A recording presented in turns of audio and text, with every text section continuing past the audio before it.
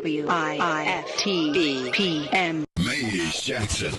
If you could make up a social media holiday, what would it be? Randy said National Don't Let No One Put You Down Day. No one. What you gonna do? So when they say something crazy, you slap them? Be like me said.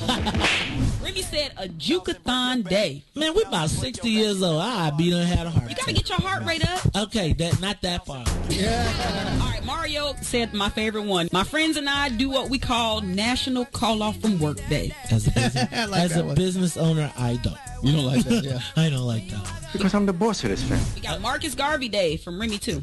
Oh, Marcus Garvey Day. All right, what will we do on Marcus Garvey Day? Call off from work. I'm going to need you to go ahead and come in tomorrow. That would be great. Okay? Yeah, right. Every black holiday has something to do with calling off from work. You're cool. I'm out. How about National Join a Positive Black Organization Day? Because I don't want to be recruited. I don't want to be recruited and the brothers be like, thank you. Thank you. How about National Tell White People the Truth Day? Tell them how you really feel. You can't handle the truth. Why don't we call that National Black People Get Locked Up Day? I'm going to tell them there's an African-American man threatening my life. Hello. The most dangerous show in the morning.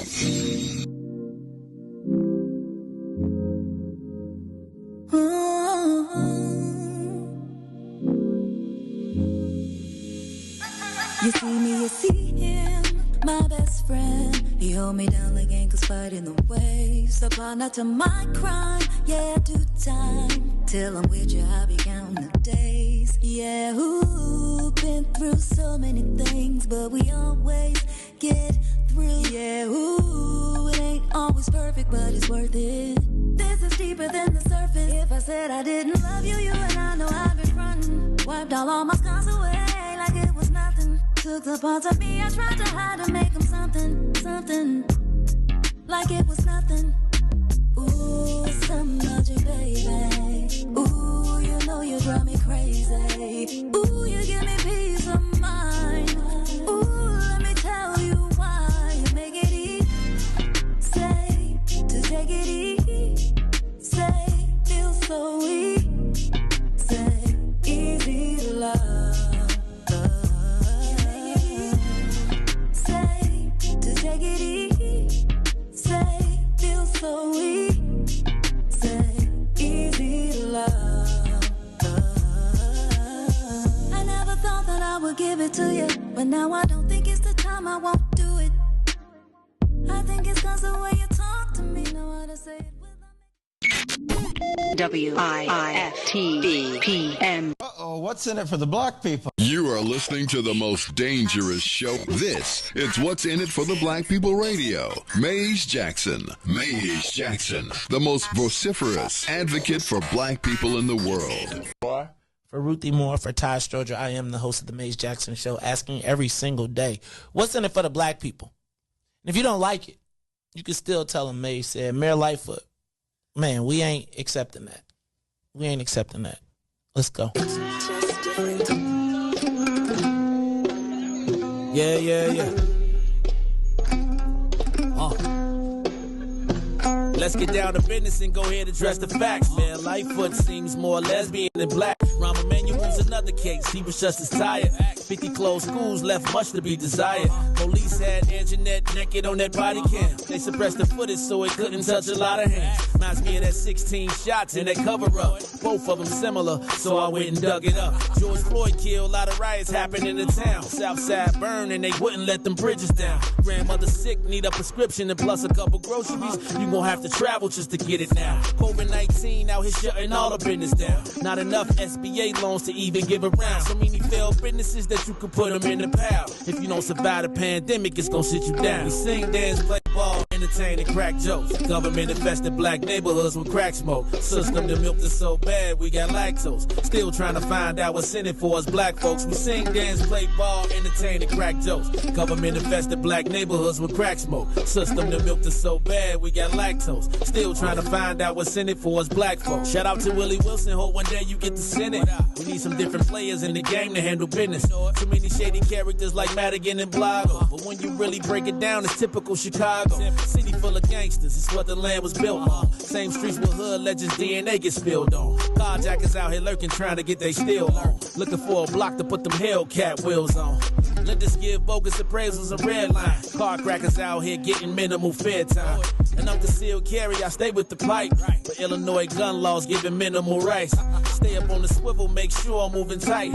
Check all of my mirrors when I pull up to the light. Pick my homie up from out of town, man, he caught a flight. He was hella nervous, told him, shorty, this a way of life. We sing, dance, play ball, entertain, and crack jokes. Government infested black neighborhoods with crack smoke. System that milked us so bad, we got lactose. Still trying to find out what's in it for us black folks. We sing, dance, play ball, entertain, and crack jokes. Government infested black neighborhoods with crack smoke. System that milked us so bad, we got lactose. Still trying to find out what's in it for us black folks.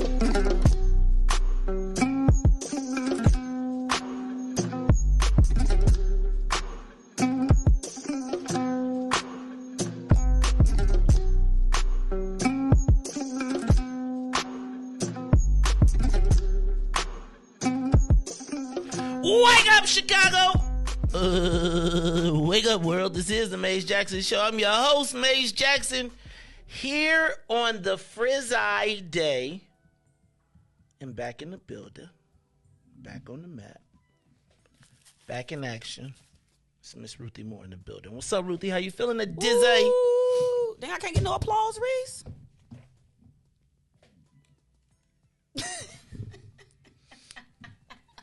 He like, why you gonna put me on the spot? I thought the stuff was in the buttons. Not Reese like, nah. Let me say this. I'm not even gonna go there. It's been a morning. Good morning. It has been a difficult morning. So it has been a challenging morning. No, we had lights. In my effort to try to be considerate.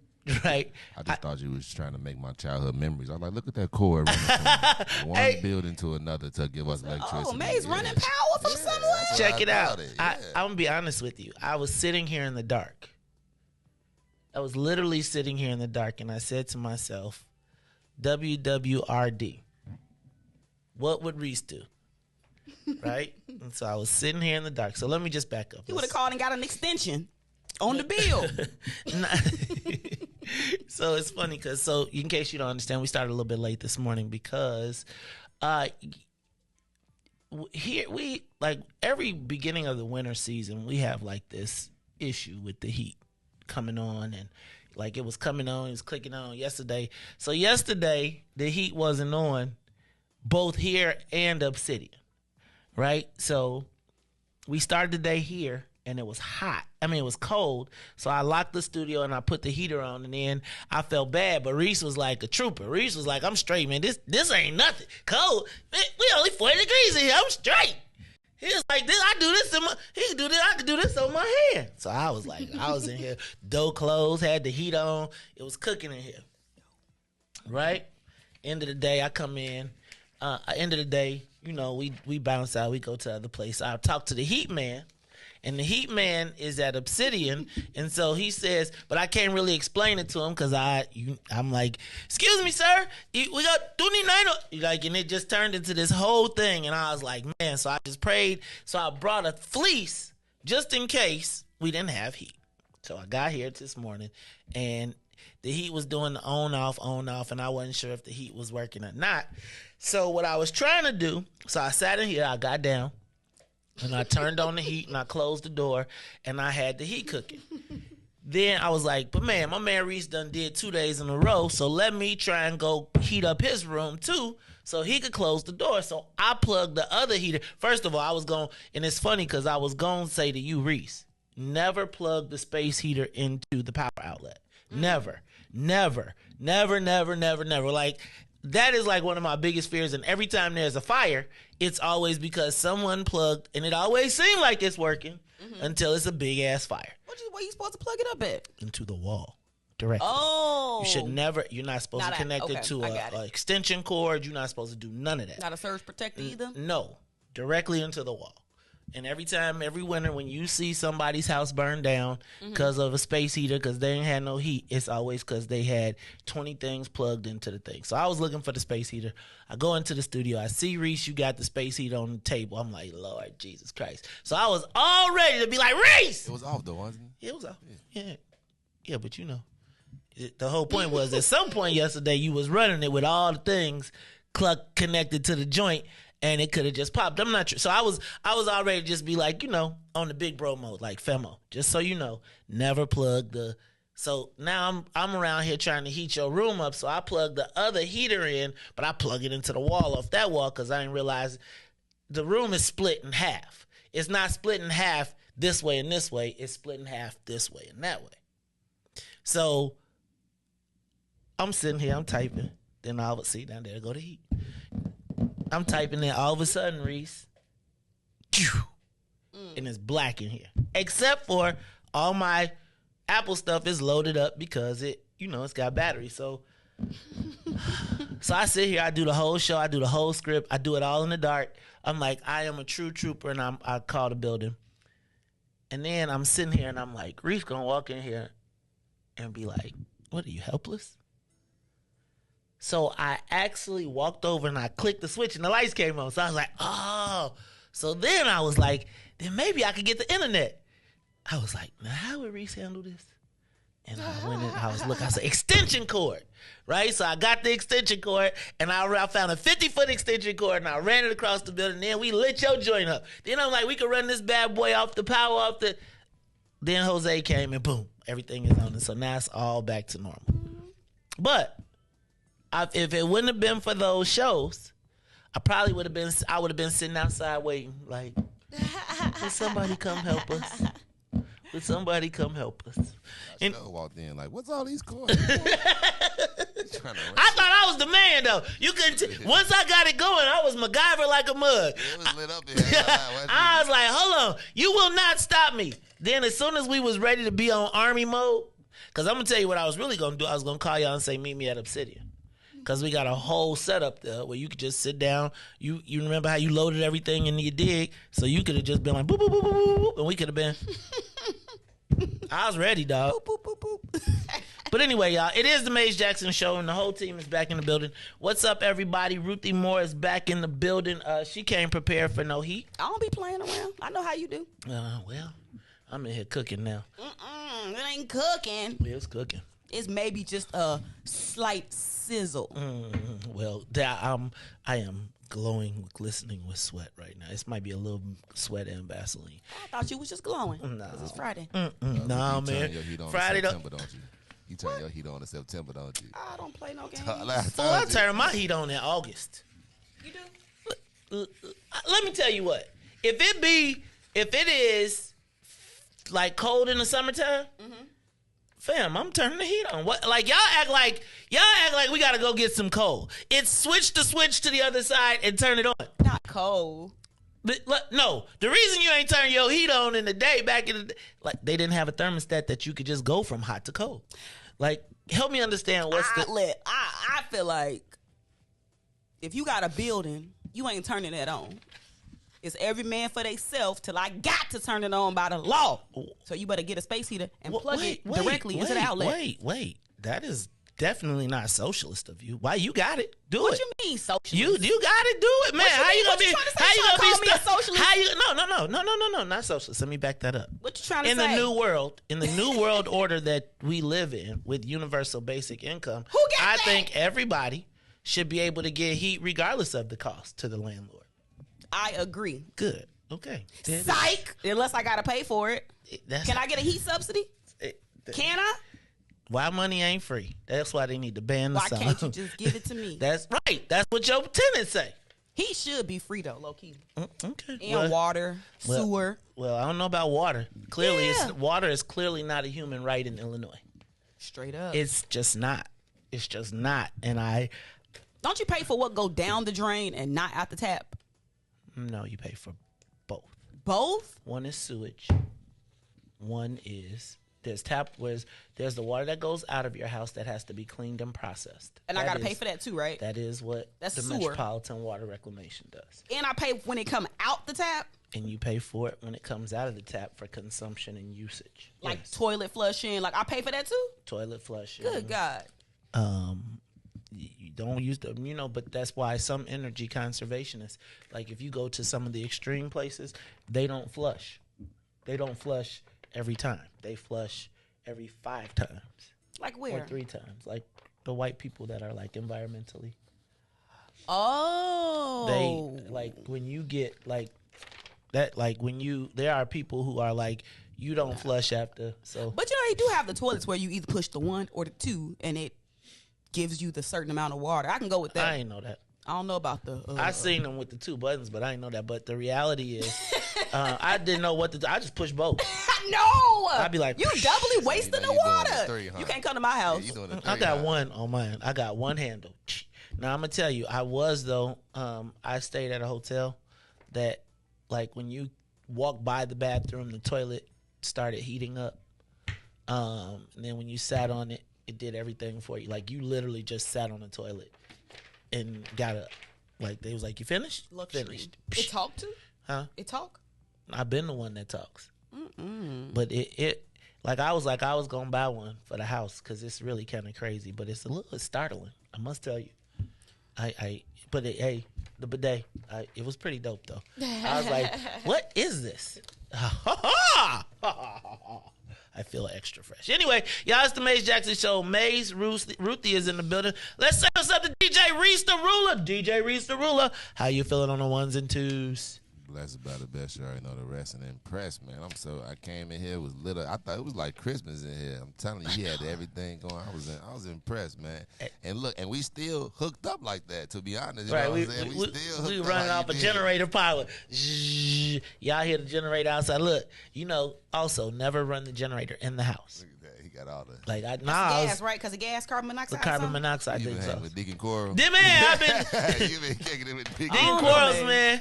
End of the world, Maze. I might have to curtail your rules. Well, go ahead, kill yourself early. You gonna use a silent killer? Just put it outside the window. Take me out before they run up in the houses. Well, they looking like they might get ready to start doing that. All right, y'all. This I like is your shirt too, Maze. We're gonna talk about that in a hot minute. Shout out to the sublimationist Robin Patrice, who is going to get me in trouble for drinking out of this, because some fraternity brother of mine is going to be like, may I please see and I'll be like, gosh darn it, can't somebody just love you for loving you? Anyway, shout out to Riis, Ruthie, myself. Let's get the soul plane up to 60,000 feet, and I'll tell you a little bit about my shirt and my mug. So yesterday, as I was climbing the ladder at Obsidian, putting the final touches, y'all, man, I must tell y'all, I feel like I'm the man, because people be looking at me when I grab the tool bag and the toolbox, be like, you finna do that, and that, and this, and that, and this, and that. I was like, yep. It's true. One time, I came to Obsidian, Maze had the ceiling tiles up, and he was running a line through the ceiling, and he had to figure out how to get it from one part to the other. Every TV in Obsidian is hung personally. I take personal pride. I was not.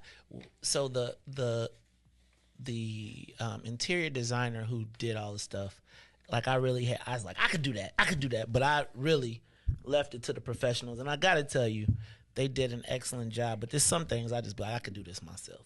So yesterday I was putting the finishing touches. I must tell the ladies that if you are so lucky if you decide to become a member of Obsidian, trust me, you will not sit in a bathroom where.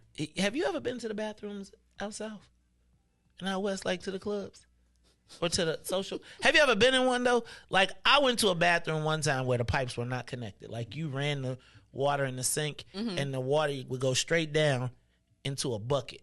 No way. I promise you. It's because they ain't want to pay the fee to go out. You know what I'm talking about? I asked you, do I pay so for what water they to so come they in go and out? so they go take it and dump it in the I would. Or they got tired of people pushing both the buttons when it was a warning. Yeah, so I always think like when sometimes I go into place, I'll be like, y'all. So anyway, I think it's we got 2 selfie bathrooms. Swill was like, do not put anything on that wall and that wall, because he was like, this is the ultimate bathroom picture. You did. I'm just telling you. So I feel like a certain kind of way, because I've been like, I feel like I got off the plane working. Like, we gonna make this. Stephanie Coleman has a big event, and then we got a string of events that are coming up. Shout out to all of the people that supported us, are supporting us early, and supporting the vision. We don't always have to go downtown. And you know, I'm the king of talking about, yeah, I was at such and such, and I was at the blah, blah, blah. But we got to have our own place. And so I'm excited to have that. Shout out to Ness, because I was up on the ladder yesterday, and Ness walked in. And, you know, people walk in, and I ain't got my glasses on, so I couldn't see him. And I'm looking like, who is this? Turns out that it's Ness with packages. Shout out to Robin Patrice, who was texting me like, Ness gonna be there today. What time you gonna be there? Because he coming regardless. It's his day off. He ain't got nothing better to do. Ness probably like, damn, man, you giving me assignments on my damn day off. Women. But anyway, yesterday I got this cool shirt, the Maestradamus, and this cool tumbler. You see that? The blue and white match too.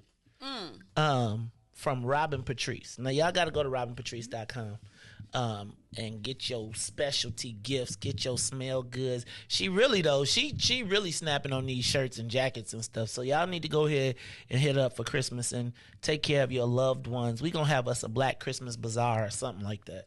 But all the Black people that's got good stuff for Christmas, maybe we'll have a Christmas pop-up, right, where you can bring your wares and goods and pop them off, and people who want to shop Black and support you. But yeah, man, I shout out to Robin Patrice. She gave me the Maestradamus shirt.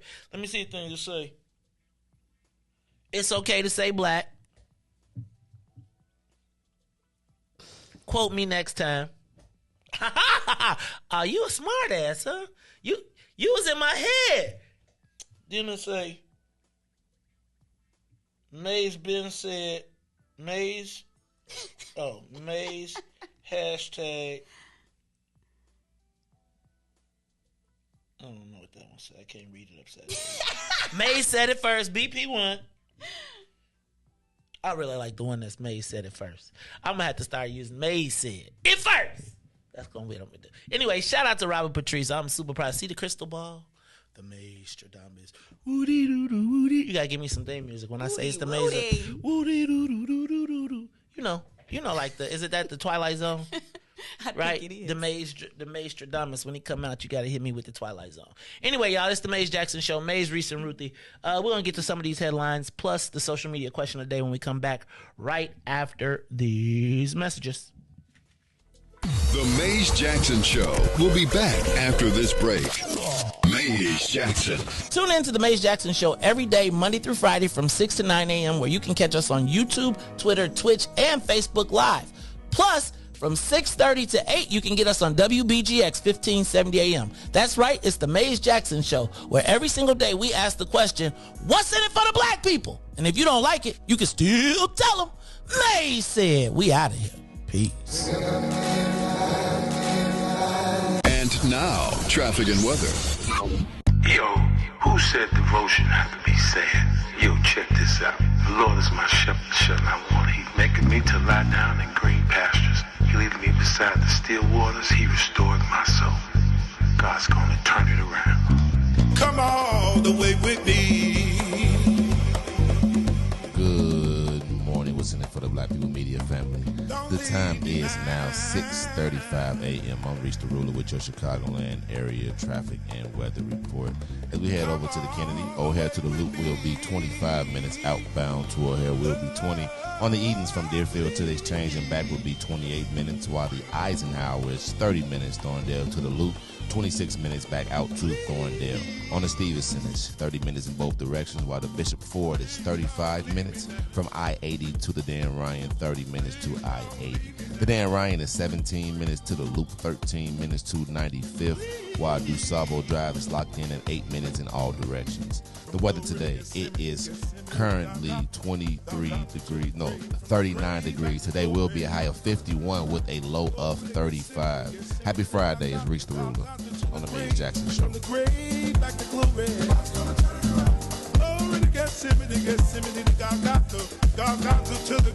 the grave. Glory to Gethsemane, Gethsemane, the God, to the grave, from the grave, back to glory. Oh yeah, oh yeah, oh yeah. Come all the way with me. Don't leave me now. Come all the way with me. Oh, please.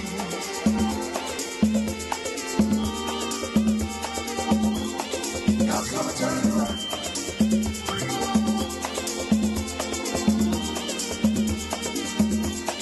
God's gonna turn it around.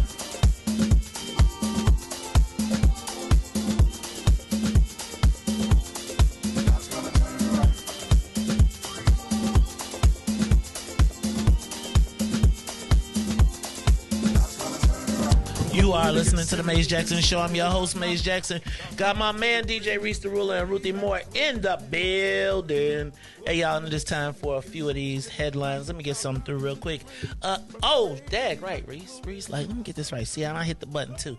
I want to say what's up to everybody from WBGX 1570 AM. Thank you to the Saints who check us out every day, 6:30 to 8 a.m. on WBGX 1570 AM or on the TuneIn app. Now, you can give us a call every day, 872-259-7474, 872-259-7474. Now, I also want to say what's up to all of the listeners on Facebook, YouTube, Twitter, and Twitch. We got them all back, Facebook, YouTube, Twitter, and Twitch. So if you're checking us out there, we want to say what's up. Whether you're a saint or a sinner, you stick with us from 6 to 9 every single day, Monday through Friday. It's the Maze Jackson Show. Shout out to Church Chicago. Dag Riis, somebody was whooping on y'all. What was it, Paul? Who was mad at Church Chicago yesterday? So I be going back looking at these comments. Sometimes y'all be going in. Was it Paul Fax? I forgot who it was. Paul was like, hey man, the over-reliance on the Lord coming to save it. I kind of get that, right? Like, we always be like, give me mine. You know, the old folks be like, it's going to come in heaven, baby. Let them beat you here. And when you get to heaven, when we all get to heaven, what a day of rejoicing that will be.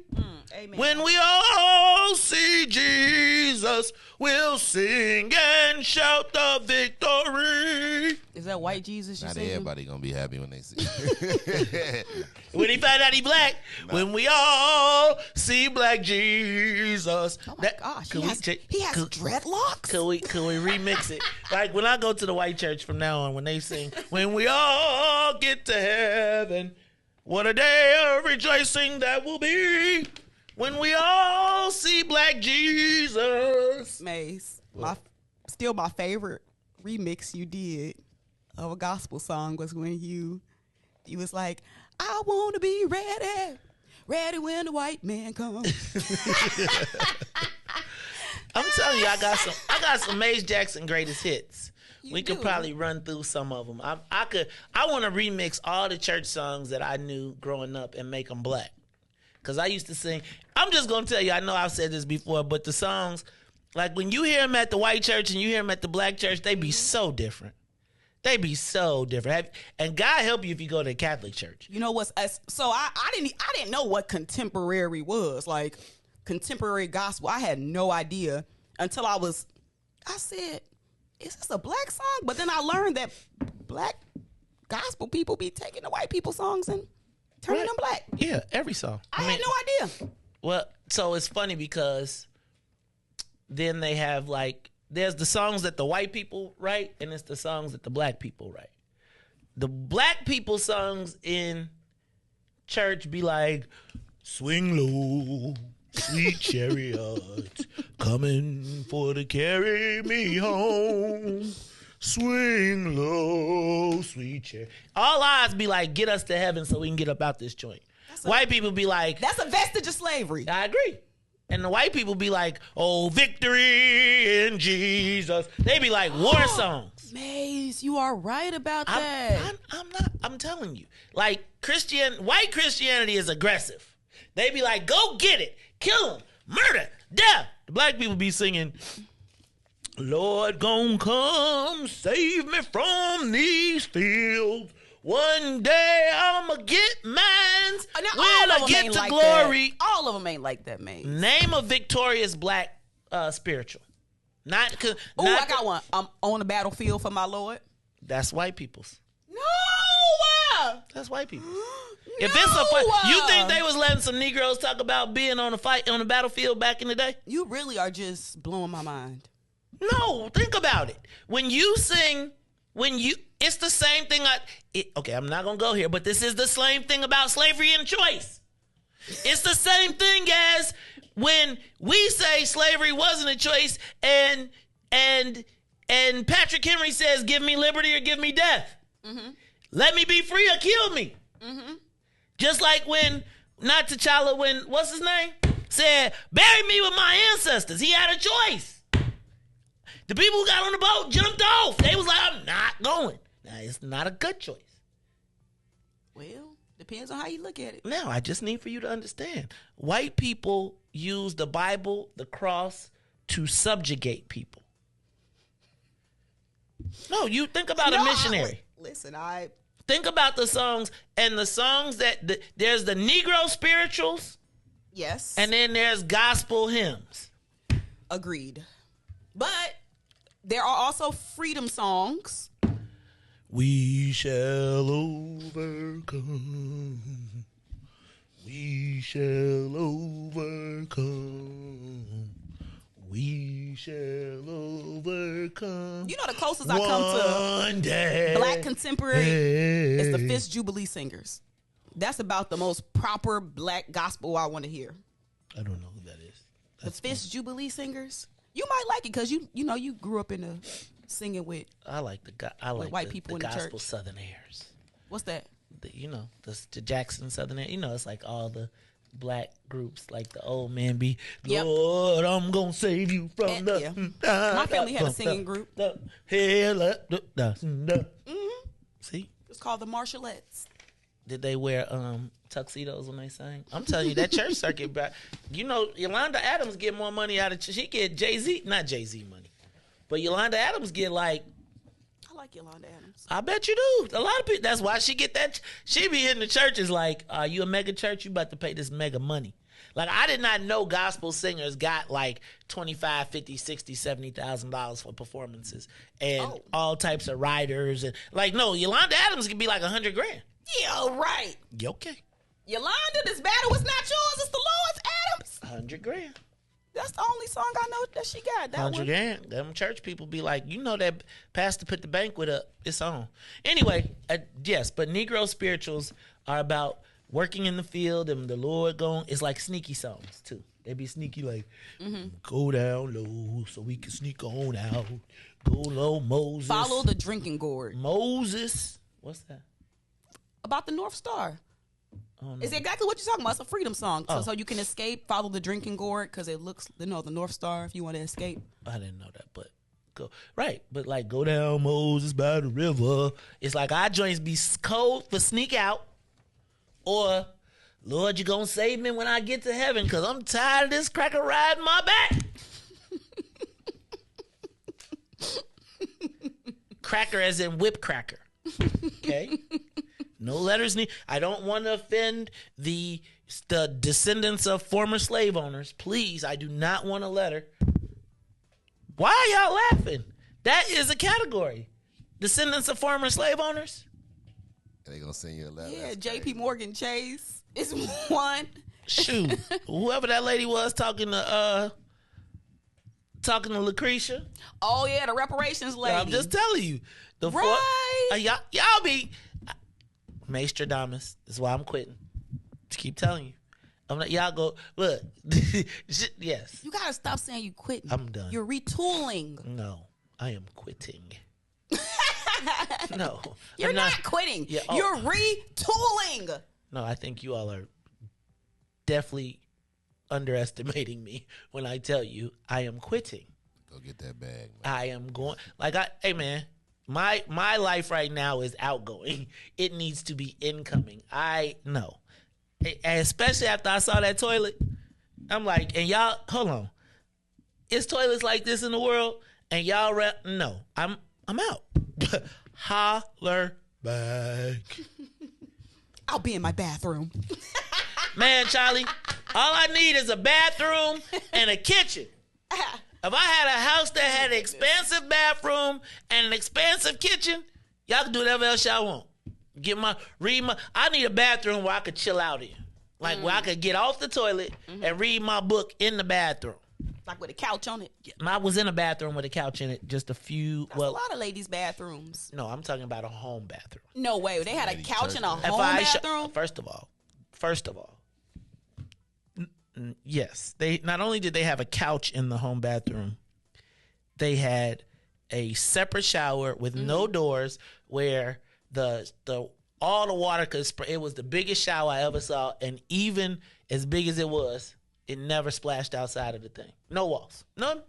And then as you took the shower, you could look out and see the desert. And I'd be like, is there somebody on the other side of that? Because there's a lot of glass around here. And then you looked into you went into the bathroom was separate. So then there was a bathroom closet that was within the bathroom. But like then there was a man's sink and a woman's sink, and all the towels were custom monogram with the names of the people. And like say you have been in the bathroom with your lady and y'all trying to work out, trying to get ready to go somewhere. Like you could be in the bathroom and I'd be like, Carrie. And she'd be like, Maze. In the same bathroom. That's like a bathroom suite. It was. The other best bathroom I've been in, I know this is crazy, is at the Peninsula. Whew.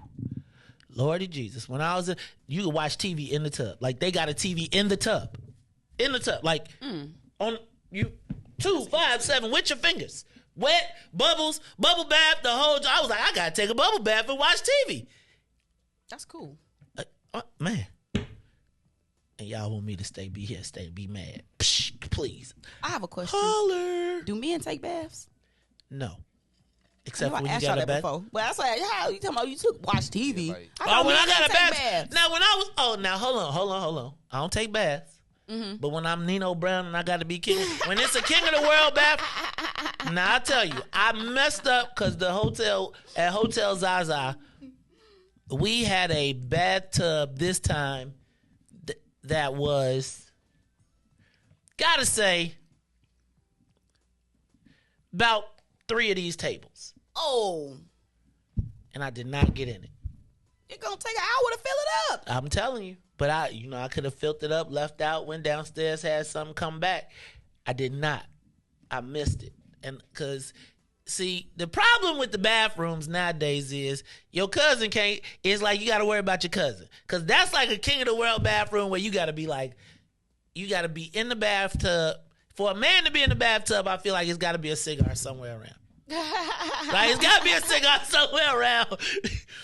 Right? It's either got to be a cigar or a rubber ducky. Or your significant other for a man to be in the tub. Like if I come in, you just, you get a bath bomb, I'm through with you, dog. You're done. Get out.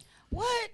You got to stay moisturized. You're going to get in that water. You better put a bath bomb That's the in only, there. if you ain't in there with your lady and you got a bath bomb. But yeah, somebody did tell me men don't take baths. That's why I asked you. No, men don't really, ain't nobody got time to be. No. Men have work to do. Like, anybody got no 3 hours, because y'all know women get in the bathtub and they be like, it'd be a production. They be, I'm going to, right? No, No, men don't take baths like that. Like, my mom used to say, boy, get in the bathtub. Remember? All right, I'm through with that. But yes, bathrooms. That's what I would want. The big killer, how do we get to bathrooms? I don't know. It's just like this show. It could have been on Tell Me Something Good.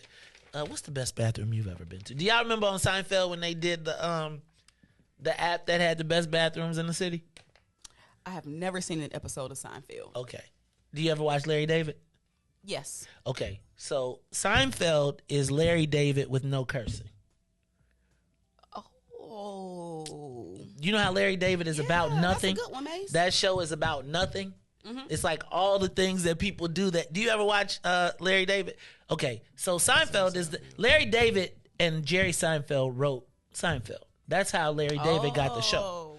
And it is the advanced version. It's the precursor. Like Larry David be cursing and he be doing all the stuff. This one be. You should check out Seinfeld at some point. I know it's super white. Do anybody watch The Office? Sometimes. Yeah, but I ain't seen every episode. The Office is ridiculously funny. Anyway. Okay, so I don't know how I got to any of that. All right, so let's back up. I went out yesterday. I had a dinner, a lunch. I have a death care client. Riis, speaking of that, ain't Toy in the trying to do the funeral home thing? Or she's still doing that? Yeah. Follow up with me on that. I mean, I got a tremendous opportunity there. Anyway, like mortuary sciences are not that anything I want to do, but if there's anybody that's interested, I do have a new pipeline that we've established. And if you're interested in learning the business, holla at me. But I went to, so we were talking about policy, but we did it over lunch. Never go to lunch with like funeral home directors or mortuary people. Why? Because they talk about their business at the table. So, like, when somebody, like, we was about to eat something, he was like, one time I took one of these out of I did not want to hear about autopsies. Yep. He said one guy was saying he took out a blood clot of somebody out of an artery and said, do you like McDonald's? This is what it'll do to you. And I was just like, okay, guys, can we stop? Like, I just literally folded all my food up and was like, I'll just eat this later. Go ahead. Have it. Yeah, so that was yesterday, 3 o'clock. I mean, it was. I can see that.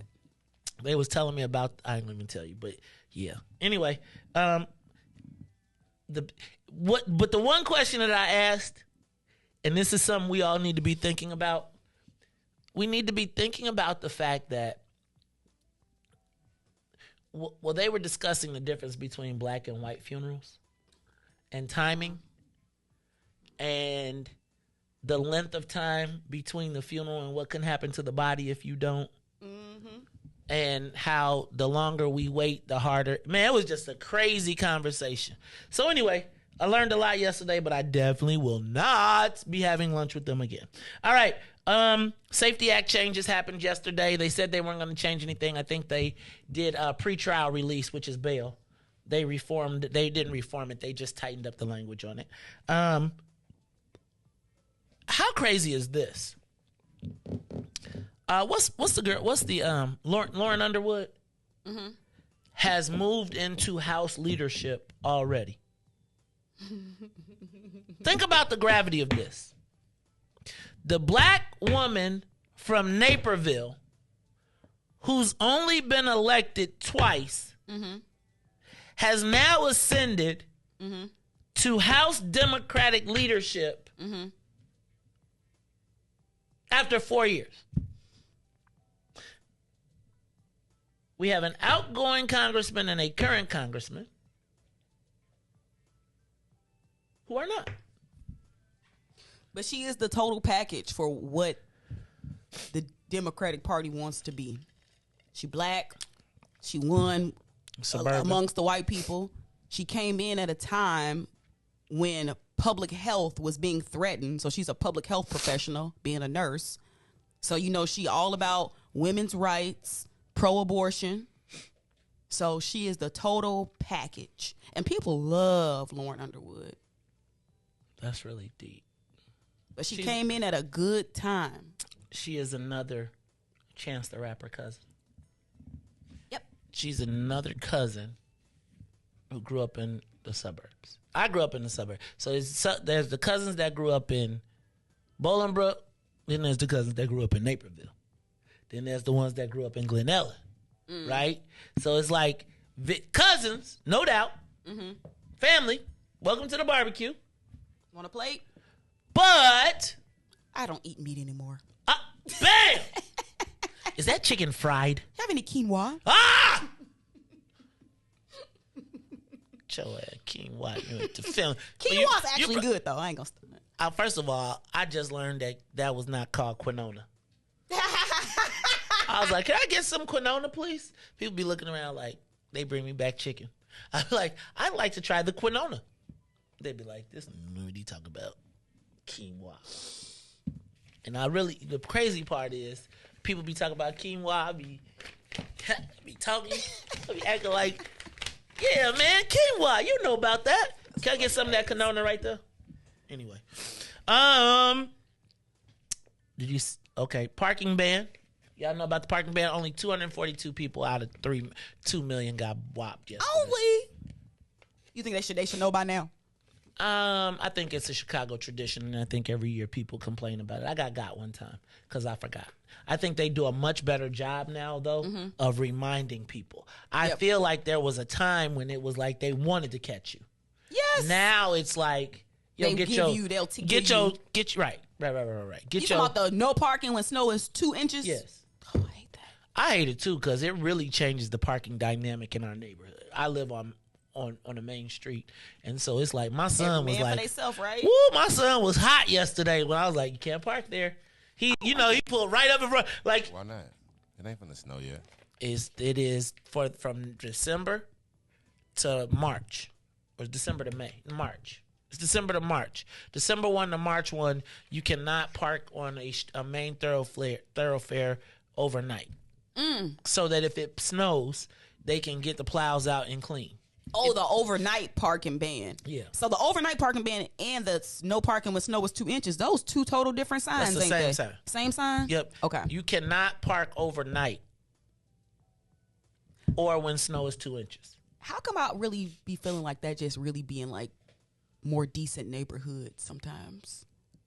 I think it's really only on major thoroughfares. Well, because I actually kind of might agree with you. I got to see, do they have those on King Drive? Do they have those on Cottage? Right? Do they have them on Halsted? Do they have them on Ashland? Right? Like, that would be my question. If they have them there, then yes. I think it's the same. Well, I can't just say it's the same, but I do know that having been a chief of staff responsible for clearing streets, if you can't clear the mains, you messed up. You really are backed up all the way through, because the main thoroughfares, usually people work to get to the main street so they can get to work, and then once they're gone to work, you can come in and do the insides. But if I can't get to work, is it a ticket or a tow? Tow. Whoa. Tow. It's gonna cost you about like $150, right? $175. And a ticket, or do I just got to pay my $175 tow? Well, it's I think it's $175, but it's anything else you owe. So if you had tickets, you'd have to pay all your tickets. They want to see, then they go through everything though. So like once they do it, they be like, "There's your license plate, is your city sticker, is your right." And then you got to show driver's license to get your car back, right? Yeah, and you got to show your registration. Like, so sometimes you have to go to your car to get it out, and you have to show proof of insurance too. Yeah. Just move your cars, people. Bingo. Set an alert. Bingo, bingo, bingo, bingo. Kanye, yesterday, snaps again. I'm not going to even go down there. I feel like they are just now, like, psh. But the thing when he said, just let me break one more window before I go, and then said, I called Kim with Chris Paul. Right. I was like, that part. Okay, and then the last thing. Has anybody seen this meme of Khloe Kardashian and O.J. Simpson's daughters? And they all look exactly alike. And you know they all be saying Khloe Kardashian is really O.J. baby. Oh, Joe, that picture, that meme, I'm not even into that stuff, but I was like, damn, dog. Damn. Might be something to it. You got to bring, if you, Riis, let me not even go here. Let's just stay above this. I'm just saying, if do you rate? Okay. Do you know? Did you know? I heard. You know what they said? I found out about babies, why they look like like, have you ever heard that babies when they're born look just like their dads? Like, and then over time they change? Why is that? Because in nature, if a male realized that it wasn't his kid, he would kill it. Oh. And so immediately, like in nature, so it's like the baby looks like the father immediately. So that now over time it can change. But yo, homie, that baby ain't got my eyes. That's deep. That ain't my nose. Then the baby start to. This is like totally off topic, but do you think that like so it's the whole show right now? So. Okay, we'll get back on. I don't want Tanil to get mad. Do you think that DNA testing should be a standard part of birth? Huh? Let me ask you. Like, do you think that DNA testing should be a standard part of birth? Like every child that's born gets a DNA test, or do you think no? I don't. What are your thoughts? Where does the information go, and who holds it, and what can they do with it? Right. Like my whole thing is, and I realize that like even as like you go through the airport now and you've given them your retinal scan and your fingerprints and all of that. Where is all of that data warehoused and what is it used for? And then if I got your DNA and I look at it and you have chromosomes, then it starts to say, well, let's look at it and let's scan it. And does it have any abnormalities? And let's take them out. It becomes selective processing. Like, okay, we want to make a better race. Like in China. Well, I don't know what China do, but they abort the girls, keep the boys. Look at them. Let me start. Act right. I'm just telling y'all around here, all these women running around here. Oh my goodness, act right. I'm just telling you, all these women running around here, y'all better pay attention. It's the Democrats gonna do it to you too. Talk about we're not having enough babies.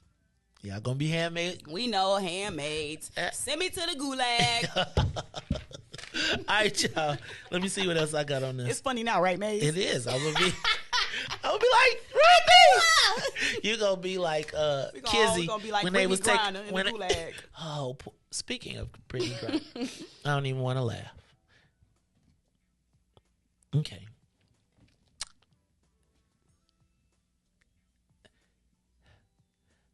I just want to make sure that we don't forget Brittany Griner. Now,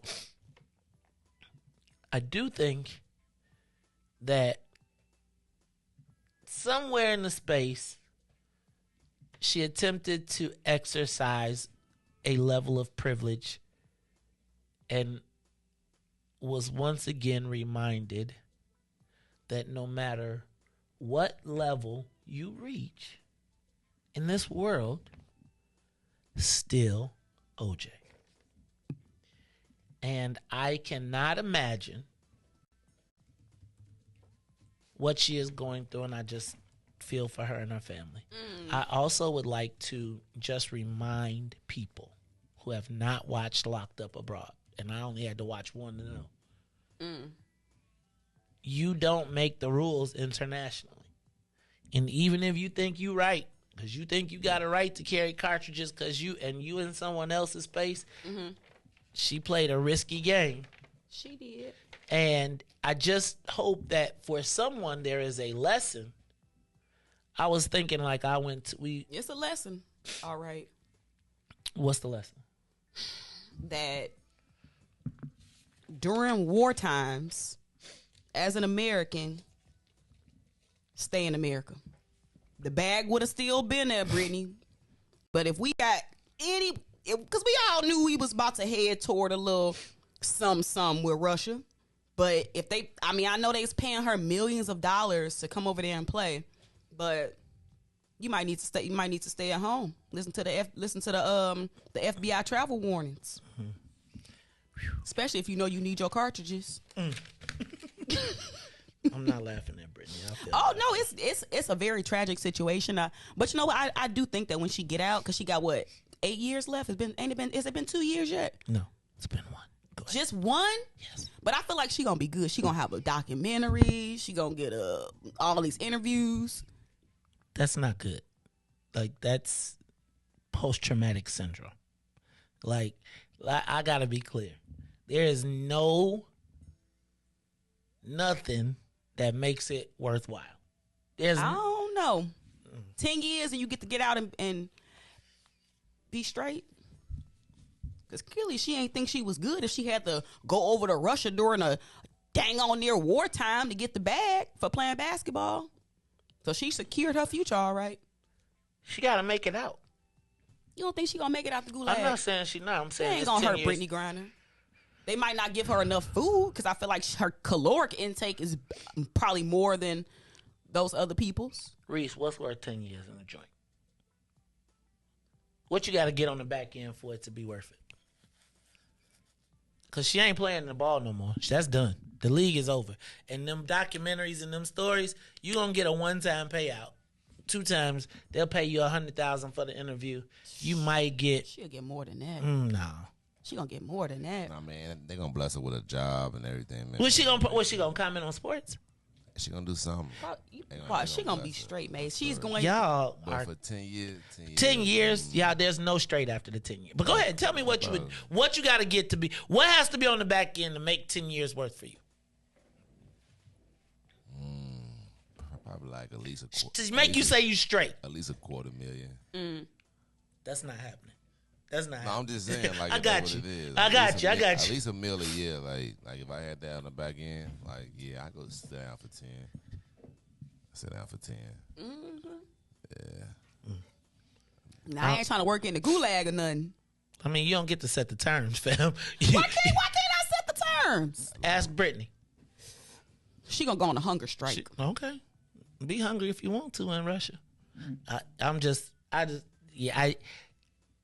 know that she's straight after this. And I think that there's going to be so much mental and so much there's like so much to just get deinstitutionalized from Russia.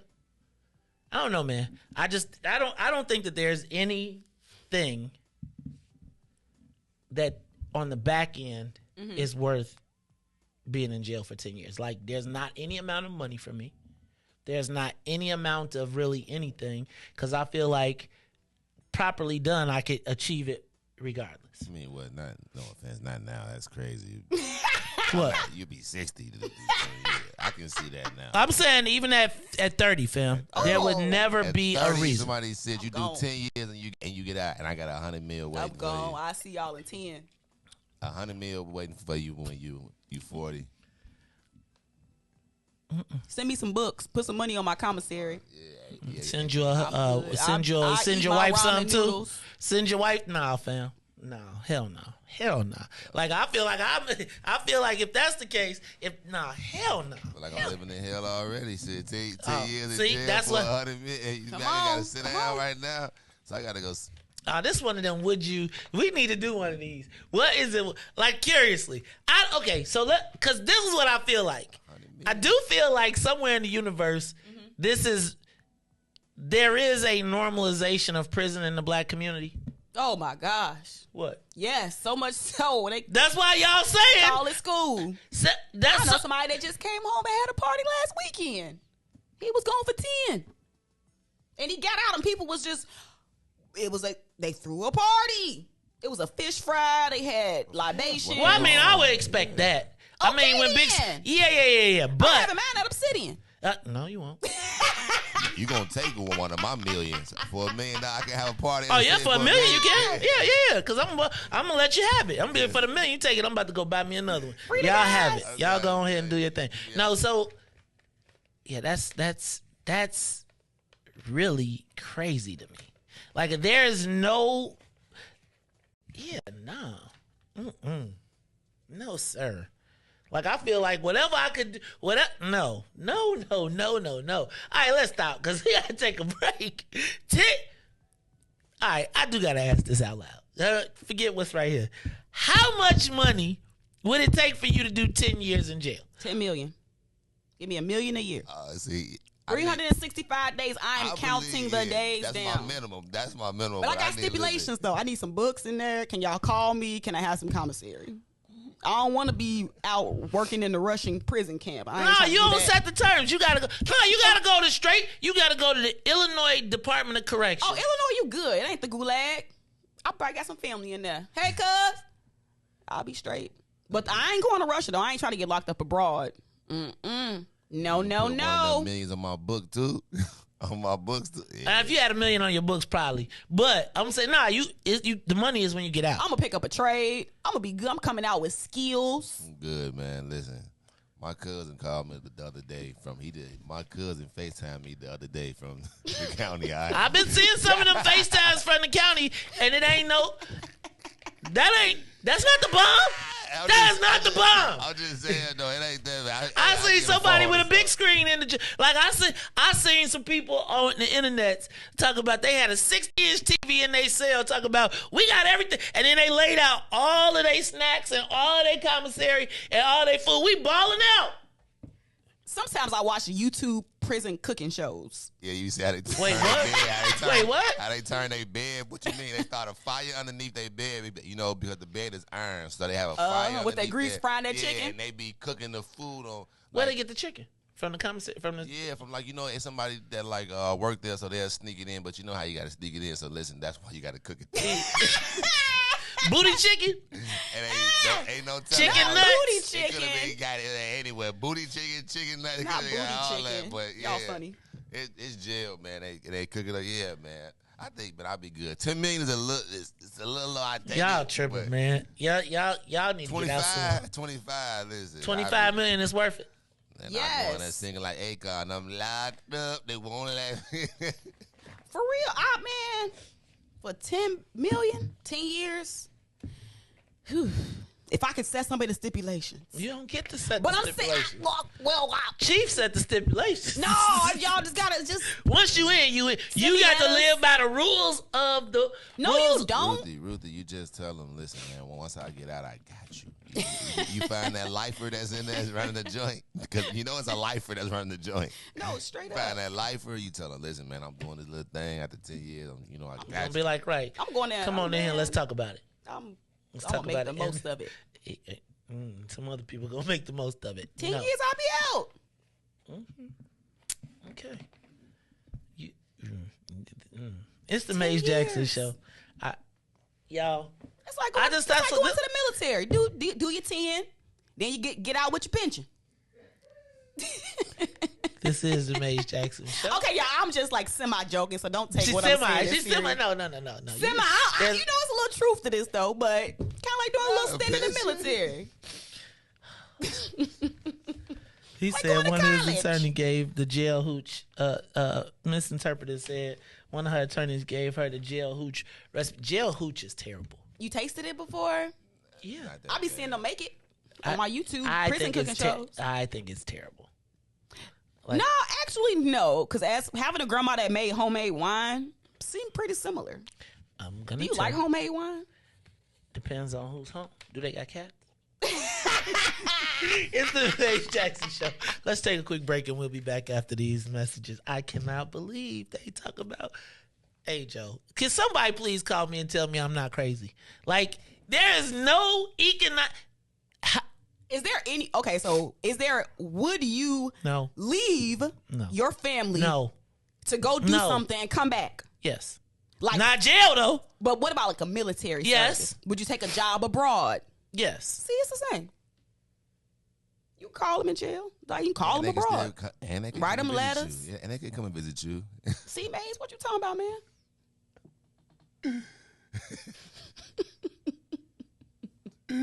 You can work out. The millennials off. You see that? We'll take a quick teller. You be doing your pull-ups. You can read books. Father Flager probably coming there to see you with his prison ministry.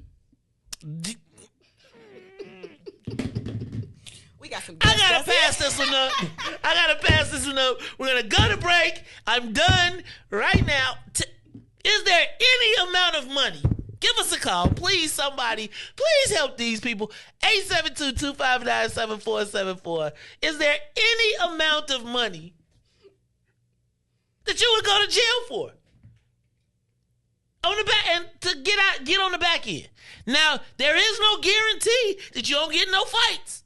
Ain't no guarantee that you don't run afoul. And you know if you ain't got no money, they're gonna be you a lie. Don't nobody you can't tell nobody. I'll fight. That's what you gotta do when you first go in. When you first go in, you're supposed to hit the big person So everybody else won't mess with you. That's what I saw on TV. But with the big person, but you gotta beat the big person. I plan to win. That's what a lot of people thought. That's why he's the big person. It's the Maze Jackson Show. The Maze Jackson Show will be back after this break. Hey, Chicagoland, all roads lead to Solo Beauty Supply, the largest black-owned beauty supply in Chicago. We carry a large selection of natural hair care products, plus much more. So come see us at one of our two locations, located at 9011 South Ashland or 8158 South Cottage Grove. Our inventory is growing, and with your support, Solo Beauty will continue to be a source of pride in our community.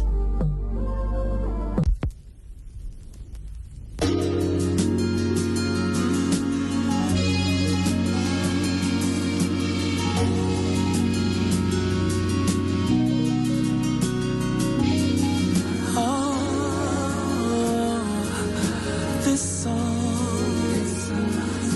is for you, yeah. Can we cruise down the boulevard while we're holding hands, being happy like we used to be? Oh yeah. Then I'ma pull up at the store, go get you a roll, get your favorite day. You know it's gonna be all good. Oh yeah, babe. And if you don't mind, baby, I wanna make you smile all night, babe, while we listen to this song that I made for you. And this song is for dancing. This song is for singing. This song is for making good love to you. And this song is for moving, and you know it's meant for grooving, yeah. This song is for making some real good love to you, love to you, love to you, yeah. All night. Can we just relax, go kick it in the park, romancing in the dark, let the stars be our light. Oh yeah, baby. Then I'ma tell you everything I know your body wanna hear. So baby, listen closely to me. It's all good. Oh yeah, baby. And if you don't mind, baby, I wanna make you smile all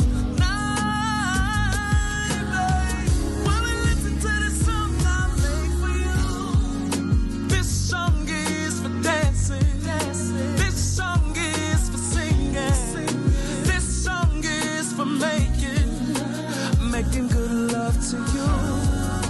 This song is for moving. This song is for grooving. This song is for making some real good love to you. Love to you. Love to you. All night.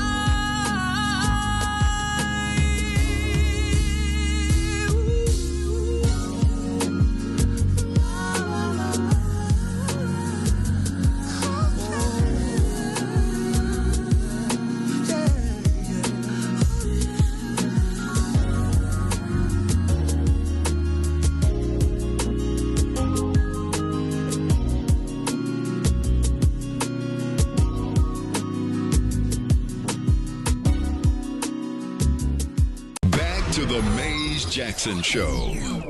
You are listening to the most dangerous show. This is What's in It for the Black People Radio. Maze Jackson. Maze Jackson, the most vociferous advocate for black people in the world.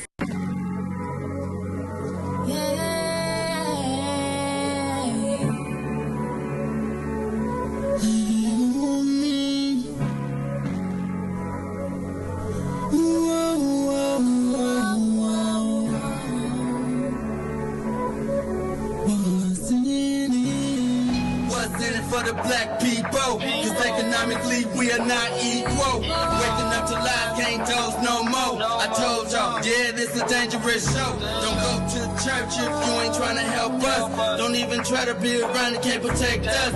We see the lies, not other politicians. We need money and no symbolism. It's Maze and Riis and Ruthie and Ty, explaining how we all come from God, giving us tools to beat the odds. If we united, our movement gon' stop. If they ain't trying to help us, they ain't trying to do nothing. We gotta do something, we gotta stop running. It's time to confront the problem. Really, you expect, you oppressed, it's all wrong.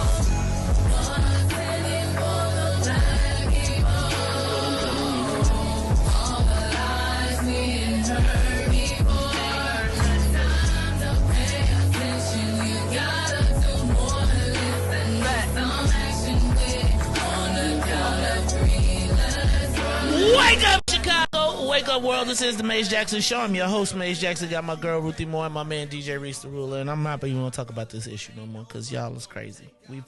We took a Facebook vote, and all y'all are crazy. Ain't nobody agree with us that they'll take the Nope.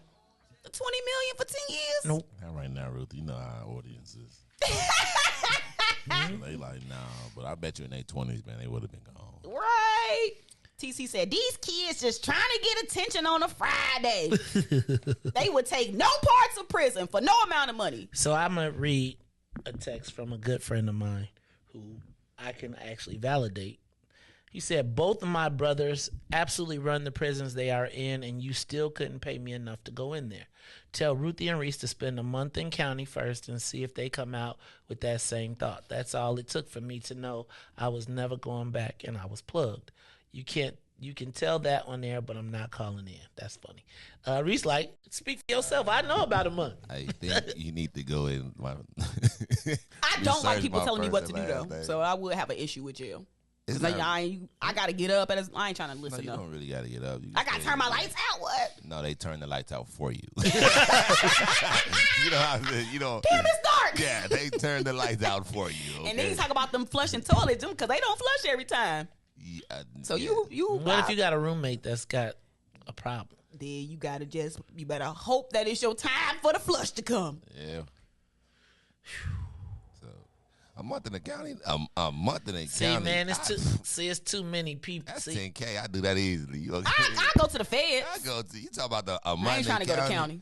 Man, this ain't that bad, man. A month in the county. I'd rather go down for state 10K. I do that easily than to be up here at the county. I feel like I could make 10K in a month. I feel like why would I I feel like I could make $10,000 in a month. Why would I? Hold on. You want to restrict my brain and access to for 30 days?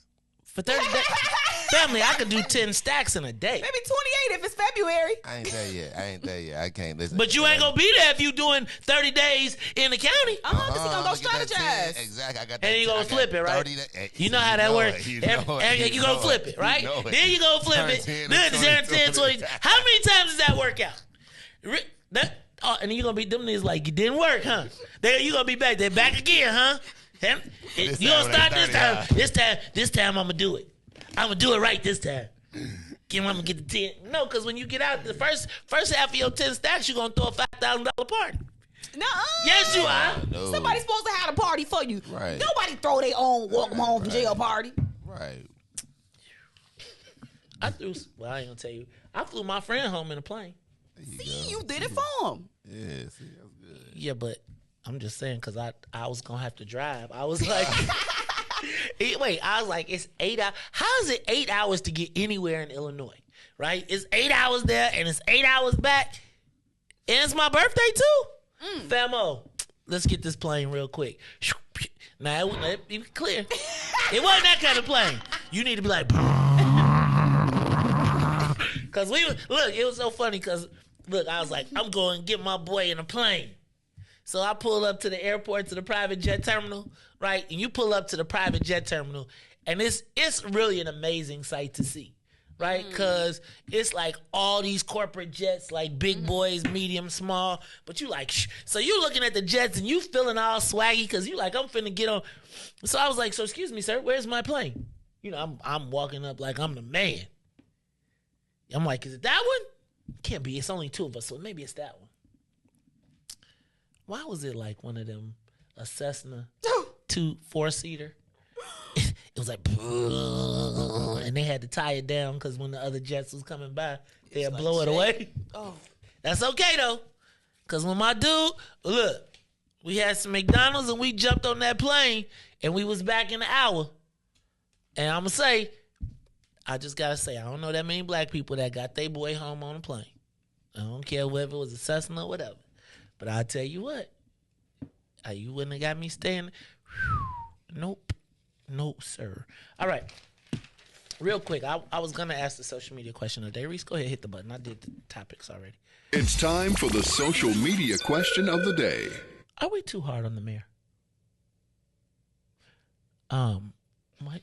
We. This ain't French class. You see my picture I took the other night. So I was just thinking. I just saw a tweet that says that people are considering challenging the mayor's petitions. Yeah. Now, like ganging up to do so, right? Well, but now they say that they think they might have a legit challenge. Oh, wow. Like, so first it's we got a crew just to scare you. Then they actually went in, and now they're saying that we'll see very soon, will the mayor's petitions be challenged? And I was just thinking,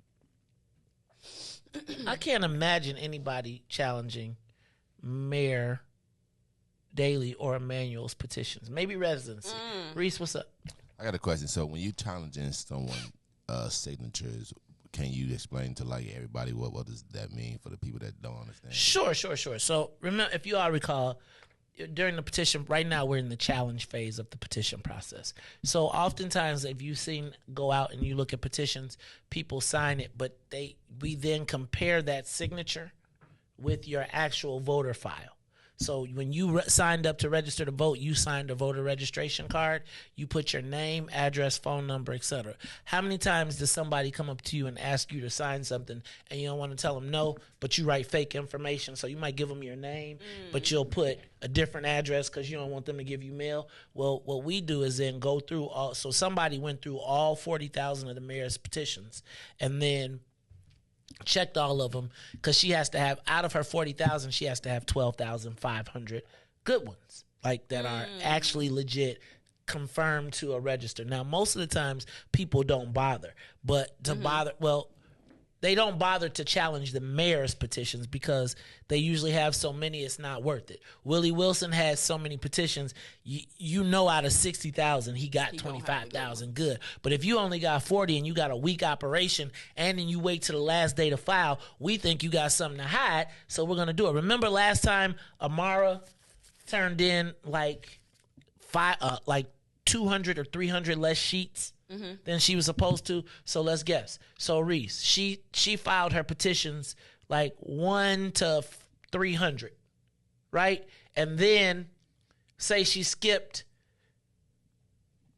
to 500, right? Now, if you didn't catch those 200 sheets missed, then you just do the multiplication of the math, etc. Well, somebody caught it and found out. They just chose not to expose it to her. So right now, the mayor is being challenged because they don't think that she actually has 12,500 signatures. And I was just thinking, damn, that's pretty disrespectful. Not disrespectful. It's just bizarro world, because I've never seen in my lifetime, I've never seen the mayor challenged, but I've also never seen a mayor in this weak of a political position. It's because it ain't no repercussions. Right. You do that to Rahm and Daley, you going to have some repercussions. Or your family going to have some repercussions. Because you knew they were going to get reelected. And you knew that they could reach and touch you. Yes, but Mayor Lightfoot, I don't think she got the allies. Right. She doesn't have the allies, and even the allies that she has are trying to distance themselves. They're trying to maintain arm's length so that in the event that she does not win, which it does not look very likely, I got to be honest. You don't even think with her commercials that's going to help her? Ruthie. Okay. Did you watch the commercial? Did you like it? I'm going to tell you, but let me be honest. It was pre-COVID, Mayor Lightfoot. I feel like the commercials actually sort of, kind of, after you, like they burn in, then you're not so like, what the hell? Like, and I feel like I just feel like when I see her, I have a visceral reaction. But I think the commercials, like, it's like if it wasn't her, and I feel like if I didn't know that she let those people assault us, I might believe that. Got it. If I didn't have the Anjanette Young screams, I might believe that. If I didn't hear her say, move along, I might believe that. Right?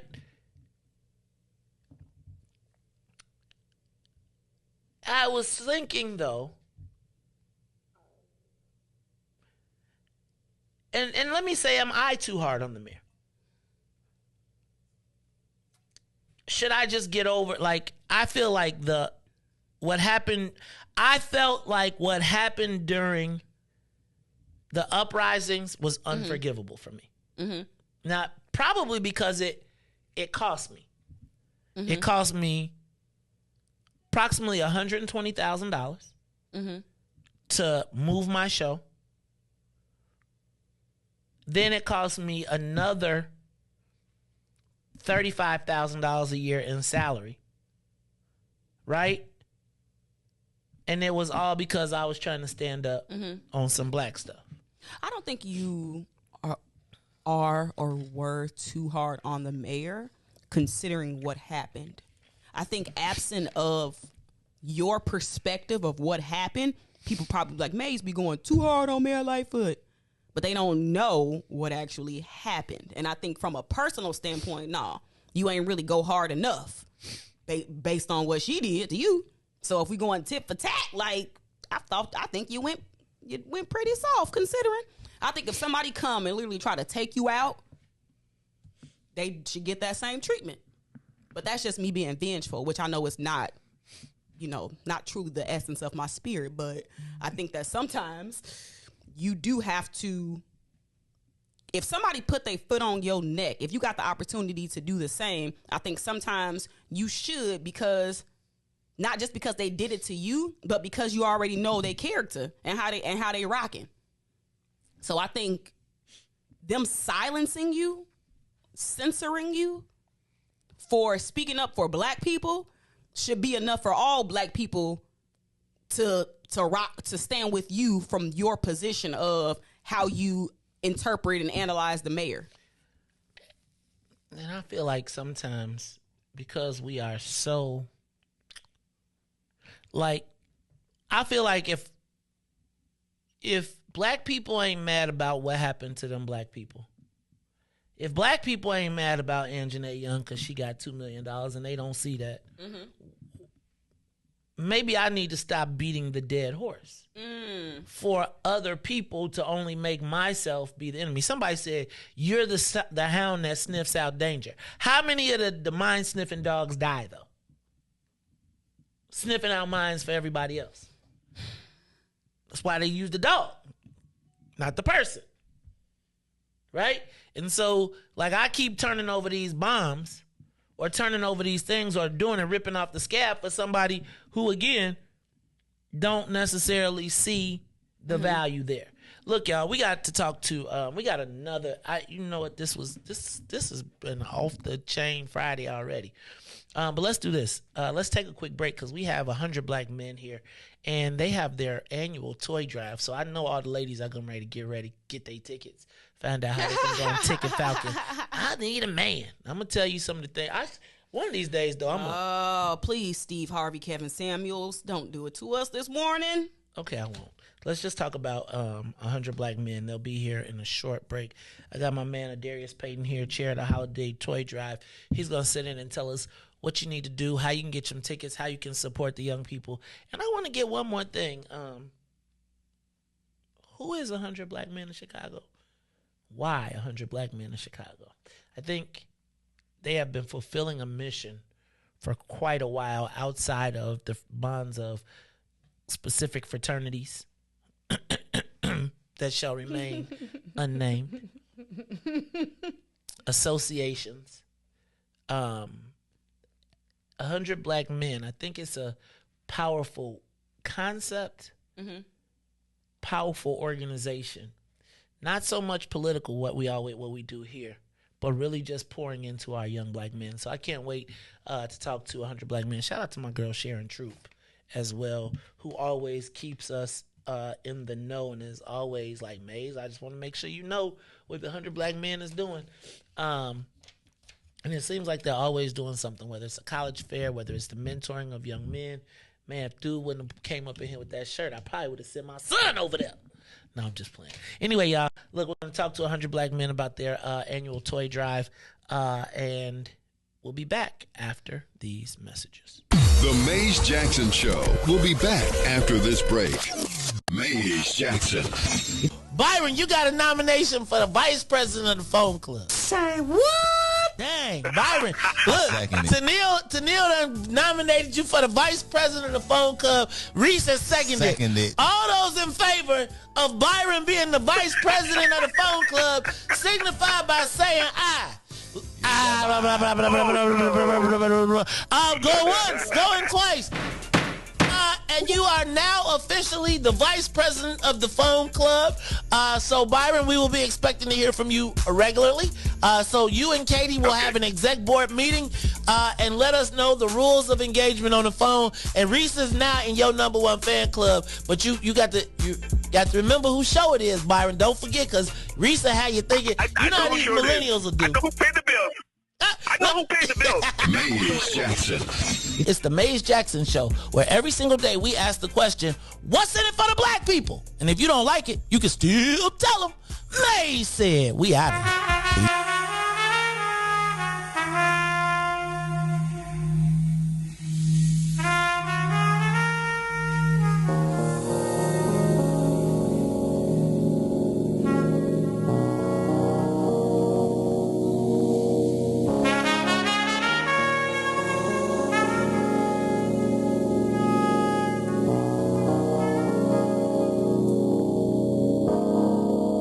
A lot of thoughts in my mind, gotta designate what to leave, what to take, and appreciate. A lot of people talk fly, but I levitate. Rise above with the love when I meditate. When I meditate.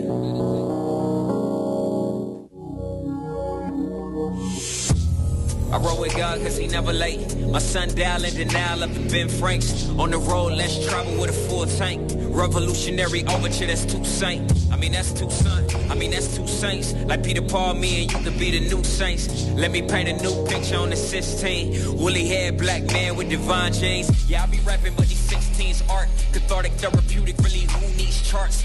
All I need is heart, God's love and some knowledge. Acknowledge, don't acknowledge, I be good, to be honest. It's like, if you never knew my name, at least I know me. Broken chains on my brain, now I'm set free. At peace in the now, I'm complete.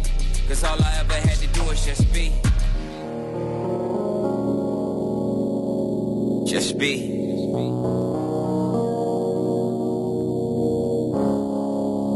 Lot of thoughts in my mind, gotta designate what to leave, what to take, and appreciate. A lot of people talk fly, but I levitate. Rise above with the love when I meditate.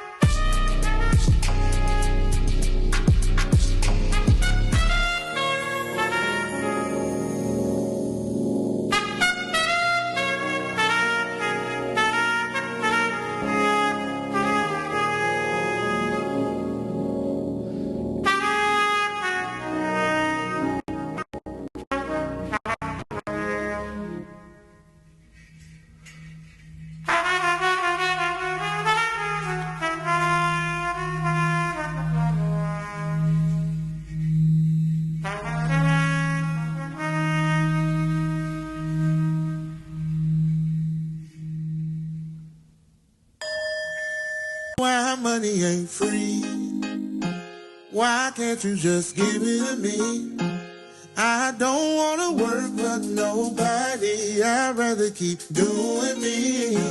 Why money ain't free? Why can't you just give it to me?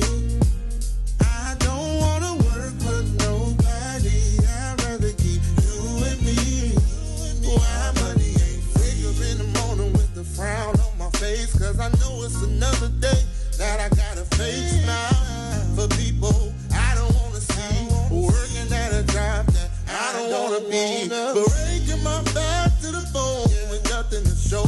But I got dreams and goals. But as soon as I clock in, I'm ready to go. So there's one thing I gotta know. Why money ain't free? Why money ain't free? Why can't you just give it to me? Give it to me. I don't wanna work for nobody. I'd rather keep doing me. Wake up, Chicago. Wake up, world. This is the Maze Jackson Show. I am your host, Maze Jackson. Got my girl, Ruthie Moore. I think she in the hallway. DJ Riis the ruler. Hey, man, chill out, dog. I see you over there. You grinning too much, man. Hey, I'm in this joint. I feel a little surrounded. I got an alpha on my left, an alpha on my right, and I'm staring at an alpha. Now, if this was 20 years ago, this probably be a different situation. However, let me just say this. I am grateful that we have all had the opportunity to go to college and experience, grow, and build together. And oftentimes, I think I think you see this friendly rivalry between us because there is a bond that is created when you are about service to your people. And then when you leave college, oftentimes you stay connected to your fraternity, but then you become less insular and you start to meet other like-minded people who share your vision for the community, and you're not necessarily limited by college associations. Not that those associations aren't good, but you get to expand them, and you expand into the professional world. You expand into the fraternal world, but you also expand into the world of civics and into the world of mentorship. And I think the common denominator between all of us, which is why I do tend to give everybody such a hard time, is our service to our community. Started in college and then moves with you. It's something that is, if it's truly in you, it burns with you, and you're always seeking to do better by your people. And so whenever I hear of anything that 100 Black Men Chicago is doing, I always want the What's in It for the Black People network to be supportive, because they are doing the work. They are pouring into our young people, and they're not doing it in the way. I wake up every day and I talk smack because I'm mad. They didn't do this. They didn't do that. They didn't do this. I don't really, every time I talk to 100 Black Men, nobody is ever really mad. They're always busy. They're always, and let me not say busy, they're always productive, because it's a different thing between being busy and productive. They are always creating and doing things to help and mentor our young men and women, but who I believe needs the most are men. Now, let me tell y'all, they had the big college fair, right? Off the chain every year, putting kids in college, getting them on-site scholarships, mentoring every week. And now it's the time of the year that I think the 100 Black Men looks forward to, but I think 1,000 Black women look forward to, right? Because it is, I got to be honest with you, I think that married or single, Black women love to see positive Black men doing positive Black things in our community, right? And so I make a lot of I talk a lot of smack about the single women, etc. But I think that probably our biggest cheerleaders in the world when we're doing what we're supposed to do are Black women. And so when the 100 Black Men Christmas party comes around, people start, I got to give me a ticket. I got to get me in. Yeah, I know some of them be looking. But the other part is, I think there is a sense of pride when you hear 100 black men, right? It connotates a level of power, a level of standing up that we don't necessarily always see highlighted in our community. So today I got Ashton and Adarius here to talk to us about the toy drive that is happening this Tuesday. Let me make sure I got it right. The 100 Black Men Toy Drive, Tuesday, December 6th, 6 p.m. to 11 p.m. They done stepped it up, y'all. Stepped it up. Because it's at the United Club at Soldier Field. The United Club at Soldier Field, located at 1410 Special Olympics Drive. So you know when you driving down Lakeshore Drive and you be like, nobody turns right there? That's where you're going to turn. You're going to turn right there. You're going to be like, because Special Olympics Drive, I'm going to tell you. If you go to the boxes, that's the drive that when everybody else is waiting in line to get in the stadium and out the stadium, they got Special Olympics Drive. In and out. In and out. I'm telling you. Now you can purchase your tickets. Now this is the other part that I really love and I think is super dope about 100 Black Men is you can get your tickets from ticketfalcon.com. Ticketfalcon.com 2022 Toy Drive. That's what you're going to do. Is that backslash or slash 2022 Toy Drive. And get your tickets, $25 with a toy. Don't come up in here and don't go in the toy box. Do not go down to the bottom of your kid's toy box and look for the broken G.I. Joe with the Kung Fu grip. What I want you to do is go to the store and then go to the store and buy something that a child would want. Like when they open it, they be like, dang! Fellas, I've done my due diligence. Darius, yes, I'm going to go to you second because you got that shirt on. Here we go. And I'm gonna say to you, Ashton, welcome back to the Maze Jackson Show. Talk to us about the toy drive. I'm gonna turn my back to this guy for a minute. I'm gonna give you my full attention. No, I'm just I appreciate it. It's good to be back. Thanks for having us, and we couldn't be more excited to be at Soldier Field doing what we do best, and that's really partying with a purpose. You think about it, so many families in need across the city of Chicago that needs a little joy this year, and that's what we're trying to do. And Darius and I have been chairing this for years, and it's a blessing. I mean, you have two alpha men, of course, but let's put that aside just for a little bit, right? But when we do this, and it's a lot of work. Don't get me wrong. I'm saying that because I don't know if people understand how much work it is trying to coordinate, with the Chicago Police Department and all the individuals that come to support us, dignitaries. But we do it because we see the smiles on the young children's faces that receive toys that without us otherwise wouldn't have those toys, right? And so we're excited about this work, and we're going to raise some money and generate some toys to give those families in need this year. All right, Adarius. Yes, sir. I'm not, sir. That's my dad, right? I know. Don't let the gray fool you. I'm still a young whippersnapper out here. Anyway, so talk to me about talk to me about how many people are impacted by this toy drive. How many toys do you typically collect? How are they distributed? And then you say you're going to raise money. How much? Give me like perspective on how this goes. Yes, that's an excellent question, Maze. So we typically support over 24 organizations annually. And each organization receives anywhere from 100 toys to 50 to 100 toys. So we do that. We source those organizations from our membership. Okay. So, see that? Hold on. It's called networking, and it's called an ecosystem, right? We're going to talk about that, too, because that goes back to my Ticket Falcon piece. Go ahead. So we source that information from our membership. A lot of organizations we have long-standing partnerships with, but we also know the need is far greater. And so to expand our reach, we've made it extremely accessible. We've never told a member no. If they've recommended the organization, as long as the paperwork is straight, okay, we go ahead and we take care of them. And from a monetary support perspective, that became really big the last 2 years because with COVID-19, we just didn't want our members handling that kind of volume of toys. Okay. We didn't want to put them in harm's way. So the last 2 years, we gave every organization a check for $1,000 to go out and buy toys. So back up. Let's back up because that is tremendous. But go backwards and talk to me about 100 Black Men. Who is 100 Black Men? And is it just 100?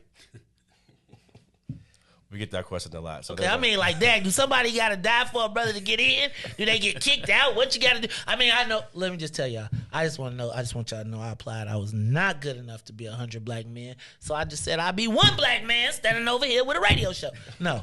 But talk to me about 100 black men, the origins, and really what it is. Talk to me about the organization. Going back, I mean, to even 1963, and it's really seen that there was a problem, right? That, you know, and our motto, if you will, tagline is what they see is what they'll be, right? So if you could have young black men and young women see black men giving back, that changes things. You think about us even be here today, us doing what we do changes the trajectory of others' lives. Right, when you see black men coming together doing extraordinary things, it changes the atmosphere. So within the 100 Black Men, it was focused on really how do we give back and support the communities that we serve. And so 100 Black Men in Chicago, we fast forward a little bit, it's more so mentorship. How can we help those young black men primarily and women to be able to achieve their aspirations by having a little support? Because oftentimes without a black man in the household, there can be, you know, more challenges that occur, right? So if we're able to augment that by mentorship, it helps to change that atmosphere.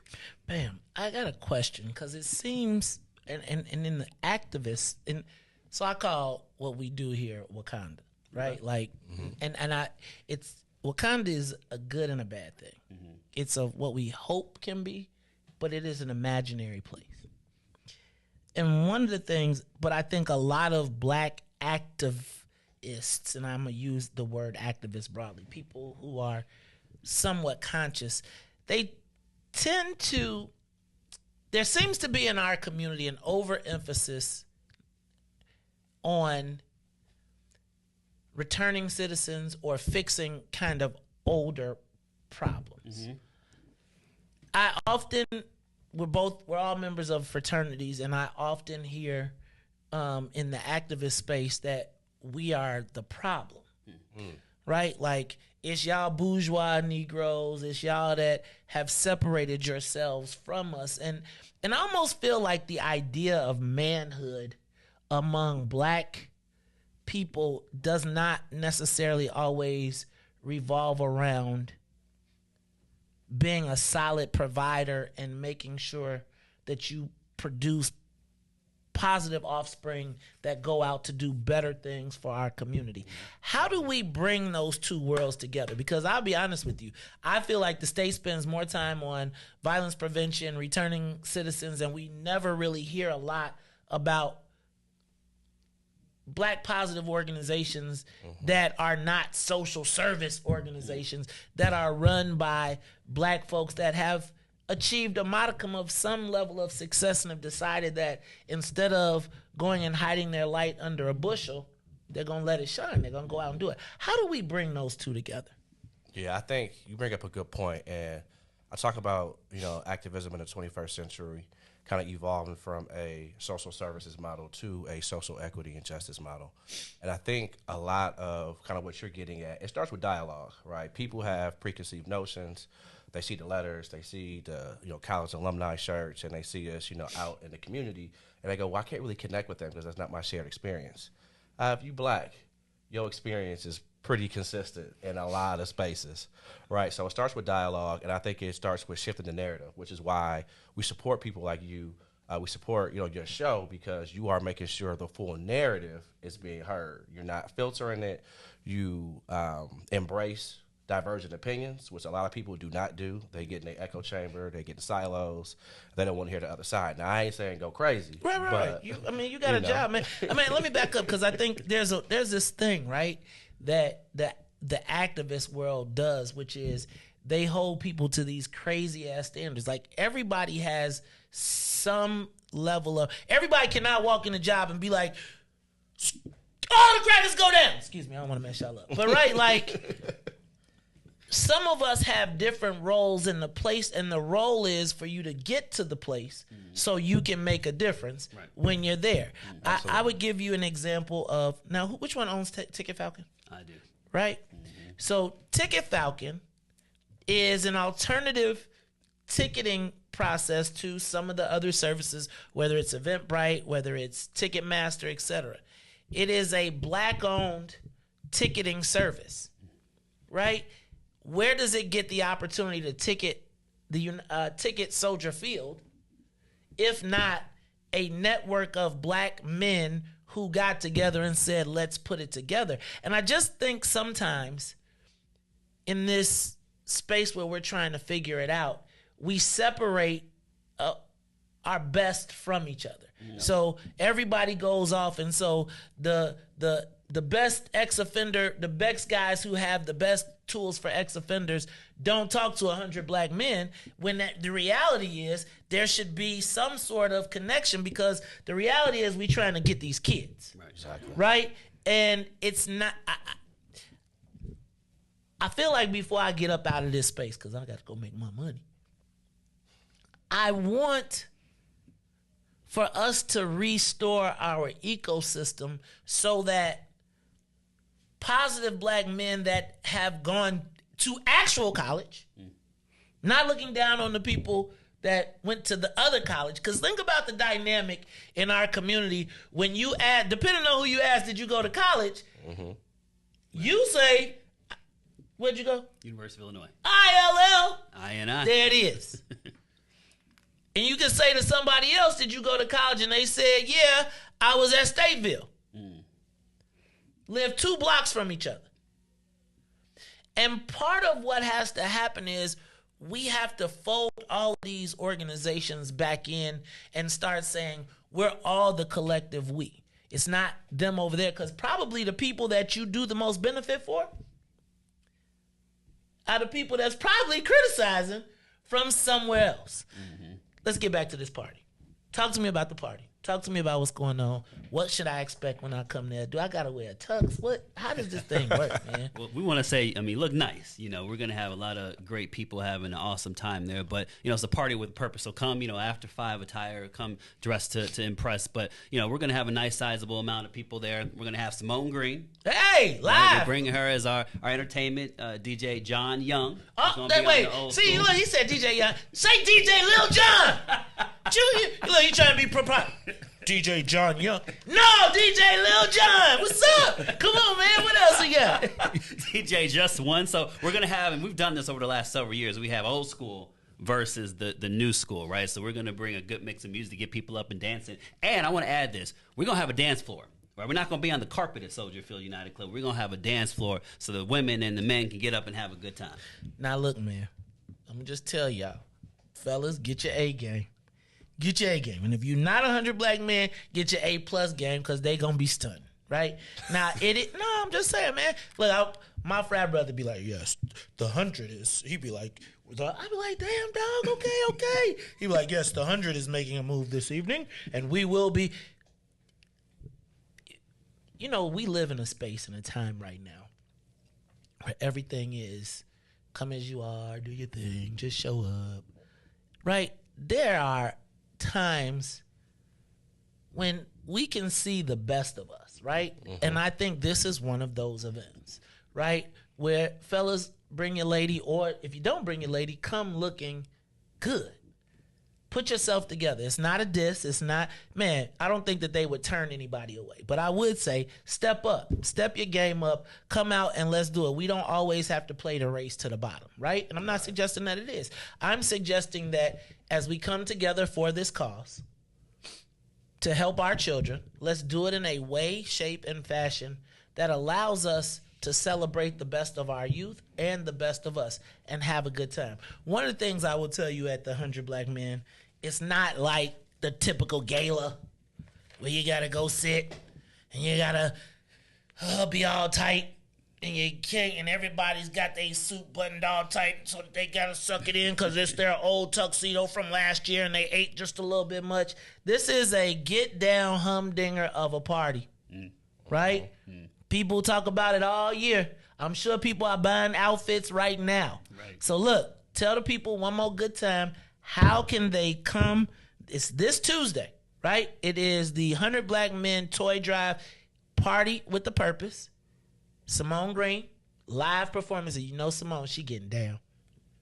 He got DJ John Young. DJ Lil John. What? There you go, Riis. Look, there you go. What we said, we got DJ who? Just One. DJ Just One. He probably like, is he one of them DJs that be like, just one? New song. Just what you know how, because these new rapper DJs. He does not slam records. Okay, No. because man, you know, I be like, I know Lil Jon gonna give us some blends. You know these new DJs, everybody got a computer now, so they go, I'm a DJ. Well, I don't know DJ Just One, but DJ, I know if y'all picked it, it's gonna be straight. It gonna be food? Oh yeah, absolutely. So you got to put the food in there. We have a concession stand open. I mean, it's Soldier Field. We're gonna have the best of the best that we can bring. Now, talk to me. How did 100 black men get Soldier Field? Just put me up. You got the plug? Is it 100? I bet you somewhere in 100 black men, somebody got the plug, don't they? I mean, you know, we know a lot of folks within the 100, but it's honestly we reached out. You know, we've been growing every. You think we started off at Alhambra Palace? Right? Dang, yep. 27th. Well, let's go back before that. Castle. Before it became, we were at Castle, right? Now Tao, right? So we were there. Then we were at Alhambra Palace. Then we went to, what was the other place we went to? Went to House of Blues. House of Blues for a couple of years, right? Okay. And now we're at Soldier Field. So we had a couple phone calls. We say, hey, here's the situation. Here's what we want to do. And they've been more than accommodating for us. Hey, man, shout out to the Chicago Bears. Hey, and who, somebody just got a job over there. MJ. Jesus. Cannot think of her name right now, and it's so bad. Anyway, let me tell y'all what. 100 Black Men this Tuesday. You still can get your tickets. Go to ticketfalcon.com/Toy Drive 2022. Get yourself tickets. Buy one for you and buy one for your significant other. Or bring your guy or bring your girl. Go to the toy store, buy some toys. Now, do we have... What we really need is a black-owned toy store. Right. Because if we can refer people to the black-owned toy store, so if you got black toys, let me know. We'll send people to you. But then y'all make sure y'all show up for these kids. Now, let me ask a question. Who are the beneficiary of your gift? Give me a sample of some of the people that are beneficiaries of your giving. Yeah, so we've got some historic relationships with a couple of organizations. I'm sure you are familiar with Larry B. the Children's Hospital. Yes. Greater Inglewood. Go ahead. We Can. Go ahead. We also support Impact Family Center, which is also in Inglewood. Okay. So just a couple, just to name a few that we've had relationships with that we've support that our supporters expect us to support. There it is. So By the Hand Moving Everest out west. So, Okay. you know, we spread the love throughout the Chicagoland area. There it is. Don't be shady on the west side, man. You know how the brothers out, they be playing us out west, man. Look, y'all, 100 Black Men. Moms, single moms, dads, families, need a place to have someone help pour into your kids? Consider 100 Black Men. Absolutely. Consider 100 Black Men for your children for mentoring. Consider, if they let you in, joining. Consider participating. Consider putting in on making a Merry Christmas for a child in our community. Fellas, anytime. I might have to issue a dress code. But I want to be clear. Anytime 100 Black Men is doing something in the community, do not hesitate. We will always make time, regardless of if it's the party, if it is scholarship, if it is anything that is going to benefit. We are part of your platform. And next year, we'd love to be considered a partner. Give us some spots. Come in. Run some spots on the station. Cut it. We give you some PSAs. That's what I'm quitting, so maybe not. But in the event that the station is still going, we want to be partners. We want to help. We want to spread this. This is something that we want to build up. And if you give us your annual calendar, you tell us, we'll put the spots together, and you just have them all cut. And when the promotion time starts, we'll do it. Because this is what we're here for, to raise up Black folks doing great things for Black people. We ain't always mad, right? We ain't always mad. Hey, y'all. It's a Darius and Ashton, 100 Black Men. It is the Toy Drive. Tuesday, December 6th, 6 p.m. to 11 p.m.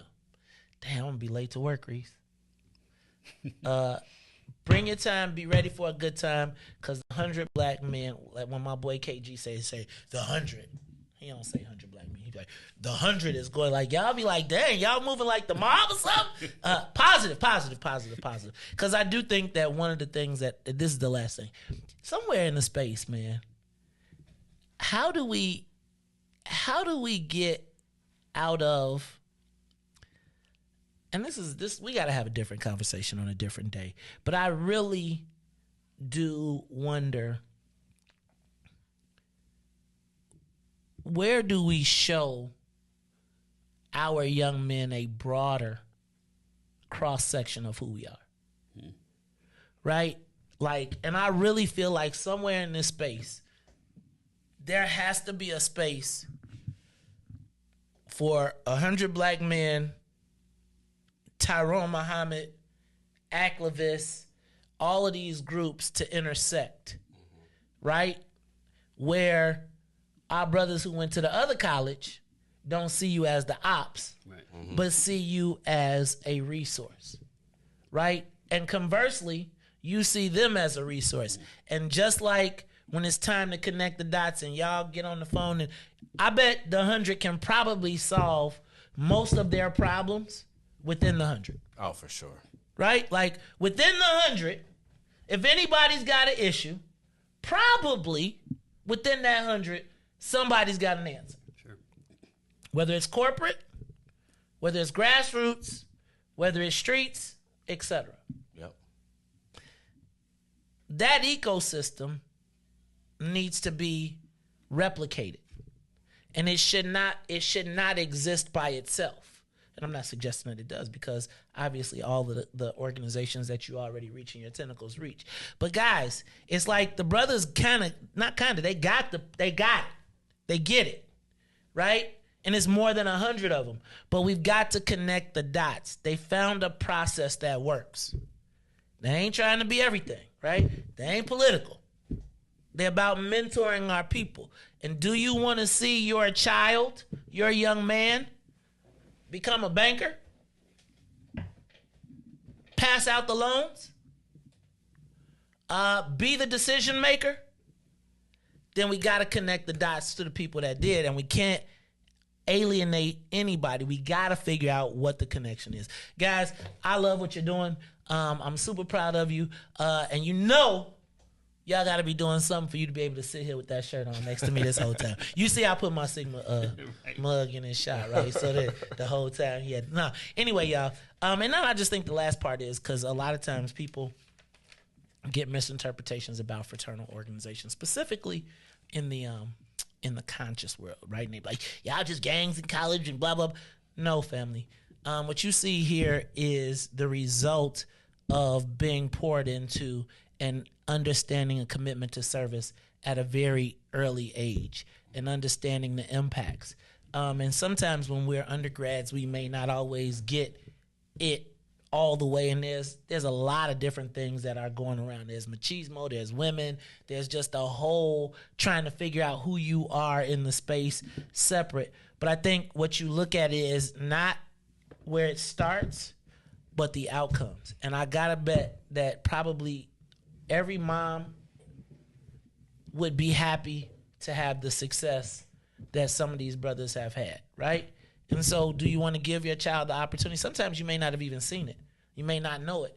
So what we recognize or don't recognize or disdain because we haven't experienced it, we just got to connect. And there's something about, I just feel like I need you and Tyrone and Von and all of those, because I feel like y'all could solve a lot of the world's problems outside of going to the government to do it. We can get the government to fund it, but putting the best people in the room to figure out the problem and come up with the solutions and then telling our elected officials, that's the ecosystem we got to build. Fellas, I'm sorry I went a little bit further than I was supposed to, but I will tell everybody, so we'll be talking about it the rest of the day, Monday, and then Tuesday we'll do it. And if y'all feel like y'all need to call in on Tuesday, because I'm sure the tickets, you probably ain't even got no tickets left, knowing the way people be acting. But if you need to push anything else there, make sure you have Sharon reach out to us. Y'all can call in on Monday to push everybody out. All right, y'all. This is the Maze Jackson Show. Y'all got anything else y'all want to say to people before y'all go? Appreciate you. And we appreciate you. We're gonna have an excellent time on Tuesday. But as May said, it's all about impact, and I'm all about giving folks their flowers while they can still see them and smell them. So Maze, shout out to you and the team, man. When I think of Black Chicago media, you're the face that I see. Love what you're doing. We always gonna support you. We love you. We appreciate the opportunity to come in and rap with you this morning. Thank you, fam. I appreciate y'all. Anytime, door is always open. Look, y'all, it's the Maze Jackson Show. I'm your host, Maze Jackson. I got a Darius and Ashton, 100 Black Men. Ladies, fellas, get your tickets. Ticketfalcon.com. That's right, ticketfalcon.com/Toy Drive 2022.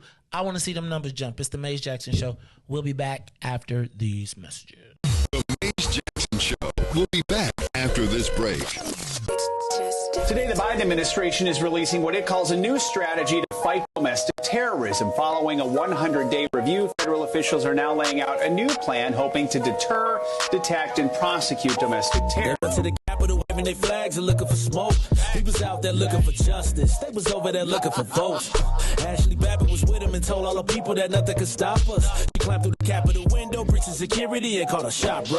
The media say she a veteran. They paint the picture to make her look greater.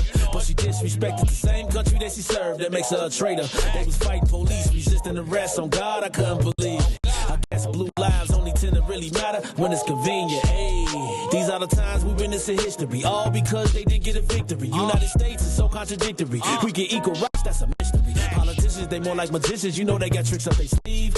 We point out the flaws that's up in this country. You know they gon' tell us to leave. Somebody try to help me understand it. Always seems like a double standard. They be out here leaving us empty-handed to certain rights we are not granted. The media is the culprit when it comes to the comparison. Cause when it comes to race, they always changing up the narrative. It's terrorism. They say you a patriot, call you a hero. I call it terrorism. And that's on the real. You know and we know. I say it's terrorism. They say you a patriot, call you a hero. I call it terrorism. And that's on the real. You know and we know. I say it's terrorism. They say you a patriot, call you a hero. I call it terrorism. And that's on the real. You know and we know. I say it's terrorism. They say you a patriot, call you a hero. I call it terrorism. We still out here trying to get our reparations, but the government pump faking out here hesitating. I'm out here trying to keep my peace, so I keep meditating. The media make us look bad, they taint our reputation. Look, it's so sad that COVID causing toe tags. You claim you so patriotic, but you ain't wearing no mask. You out here wildin' with your MAGA flags and showing your ass. You wanna be part of some type of revolution so bad. Look, you talk revolution and constitutional rights, homie. I guess we forgot about back in the days when all of the business was whites only. Yeah. George Floyd got justice. Juneteenth got much respect. They made it a national holiday. Man, it's all good, but cut the check. They're giving out all of these vaccines, putting it in you like caffeine. Was it all in the part of the plan? I bet money like DraftKings. It's land of the free, home of the brave. 1776, we wasn't free till 1865, so we wasn't part of that shit. And that there is terrorism. Terrorism. Yeah. Ruthie Mo. Terrorism. Riis the ruler. Maze Jackson. This is the reparations interlude. We not asking, we demanding. So go on, make my payments high. Tell the government to cut them reparations, make them high. Not no SBA loans, just run the bread, make it high. Tell the government to cut them reparations, make them high. Look, Hey, check it out. First drug lord was President Nixon. Oval Office was the trap house where he was tipping. Got the drugs from Nicaragua and gave us crack. Declared war on blacks. Man, tell him to cut the check and tried to make it seem like a revolution. CIA was the corner boys for distribution. We could tear this country in half for retribution. But I'd rather get some restitution, so tell him to cut the check. John Singleton, man, he already told y'all. He broke it down for you when he made Snowfall. They locked us all up and created whole laws. So send a message like a cold call. Tell them to cut the check. Look, we built this city. We built this city. Put this country together and gave him hella aid. A lot of blood, sweat, and tears over 400 years. Been punching the clock, but yeah, we still ain't got paid. Look, they paying the immigrants, they pay the Jews. Executive orders, man, they made the rules. I want my 40 acres, you can save the mule. Cause as of right now, we getting played for the fool. Look, for sterilization, Tuskegee experiment, Rosewood, Japanese internment. Come on, was all paid out from the government. We waiting on our turn, we definitely earned it. So make my payment high, high, high, high, high, high, high, high, high. Tell the government to cut them reparations, make them high, high, high, high, high, high, high, high, high. Not no SBA loans, just run the bread, make it high, high, high, high, high, high, high, high, high. Tell the government to cut them reparations, make them high, high, high, high, high, high, high, high, high. Not no stimulus checks, just run the bread, make it high.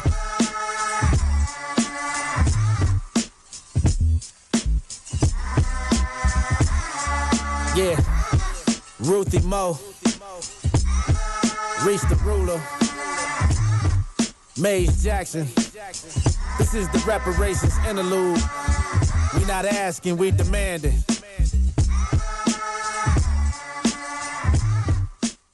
Back to the Maze Jackson Show. You are listening to the most dangerous show. This is What's in It for the Black People Radio. Maze Jackson. Maze Jackson, the most vociferous advocate for black people in the world. For Ruthie Moore, for Ty Stroger, I am the host of the Maze Jackson Show, asking every single day, what's in it for the black people? And if you don't like it, you can still tell them, Maze, their life, man, we ain't accepting that. We ain't accepting that. Let's go. Yeah, yeah, yeah. Let's get down to business and go ahead and address the fact.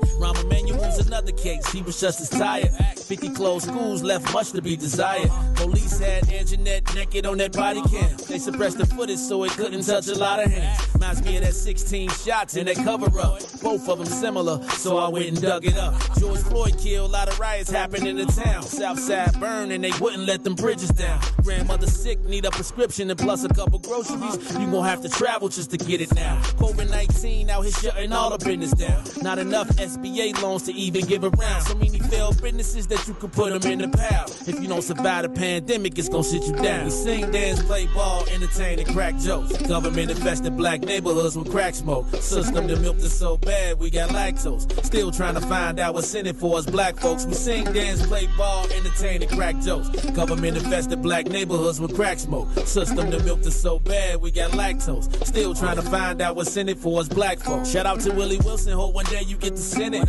We need some different players in the game to handle business. Too many shady characters like Madigan and Blago. But when you really break it down, it's typical Chicago. City full of gangsters, it's what the land was built on. Same streets with hood legends, DNA get spilled on. Carjackers out here lurking, trying to get they steal on. Looking for a block to put them Hellcat wheels on. Let us give bogus appraisals a red line. Car crackers out here getting minimal fair time. And I'm concealed carry, I stay with the pipe. But Illinois gun laws giving minimal rights. Stay up on the swivel, make sure I'm moving tight.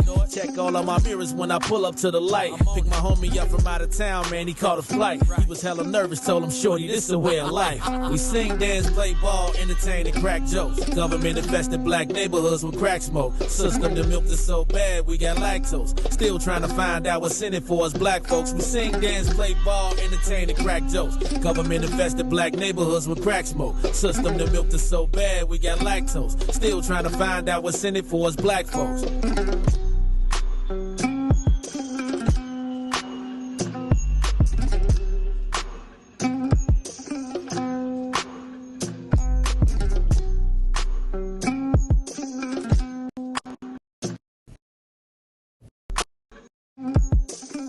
Wake up, Chicago!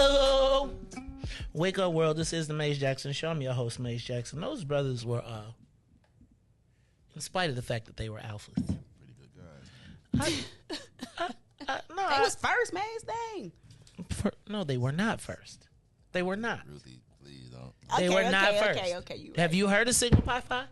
Ruthie, they just, no? Is there not such thing as Sigma Pi Phi? Well. Yes? No. No. What year were they founded? In 1902. So is that what you are? What? So like, what are you? What are you talking about? What fraternity are you in? I'm Phi Beta Sigma. Okay, now this other fraternity was. Are you a part Are of you it too? from? Are you? I'm just saying. Are you saying you're first? Are you suggesting you're first? I'm just asking. I'm saying. So there was 0. Huh? So they were 0 and you were 1. How does it work? They were not the first black. Alpha is the first black Greek letter organization. No, it's not.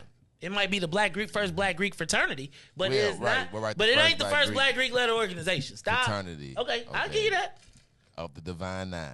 Okay, I understand. We got the other ones. Now we adding. Now we moving the goalpost. I mean, that's what y'all be doing. Y'all did add these before names. You want to, So are you suggesting that Sigma Pi Phi Phi was not the first black fraternal organization? Are you a member of that or Phi Beta Sigma? What are you a member of? Alpha Phi Alpha. Okay, but that doesn't change facts. I'm not suggesting that Alpha Phi Alpha wasn't the first black Greek fraternity. That's it. So what you mean? So I can't. So are you suggesting that because I'm not a member, I can't say that the Sigmas that there's not? I can't mention any other fraternities. Is that what you're suggesting? Saying, like, you know how it's always there extra, like, you know, when you talk to like the Kappa, they say, oh, what about Phi Nu Pi and all, like, you know, it's always I'm not it's always these other ones. I'm like, are you that or are you a Kappa? Like no, no, Sigma Pi Phi has nothing to do with Phi Beta Sigma. Sigma Pi Phi Phi is the Boule, which is the very first black fraternal organization, right?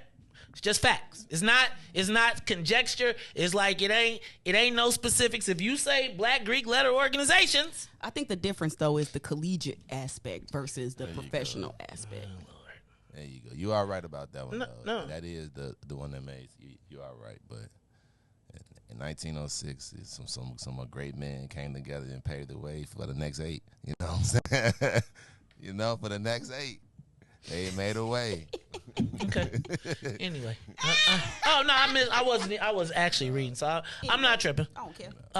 It's always good. It's always loud. You know, it's good humor though. Yeah, I think it's just good fun. I'm not. I mean, I get it. I understand. You know, Delta Sigma Theta is the only black Greek letter sorority, so I understand where y'all coming from. Yeah. That's handle it. Handle it. I was just, I'm not even gonna go down this path. Hey, I thought that the 100, but my point was they were. I really like 100 black men. I really do, because they really don't. Mm-hmm.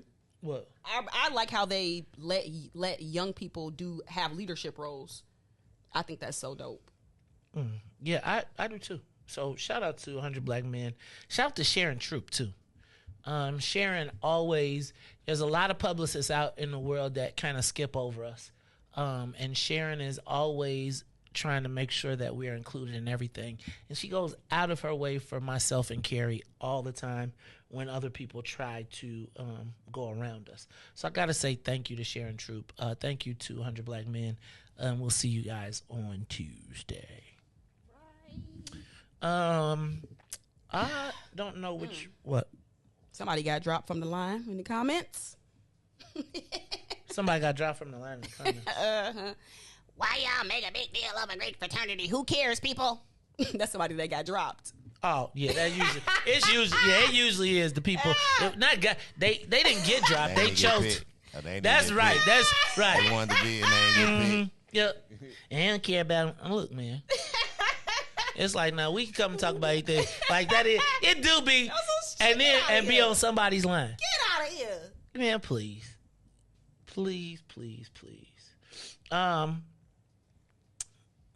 I was gonna talk about Representative LaShawn. I had a bunch of stuff, but did you see Representative LaShawn Ford is pushing a bill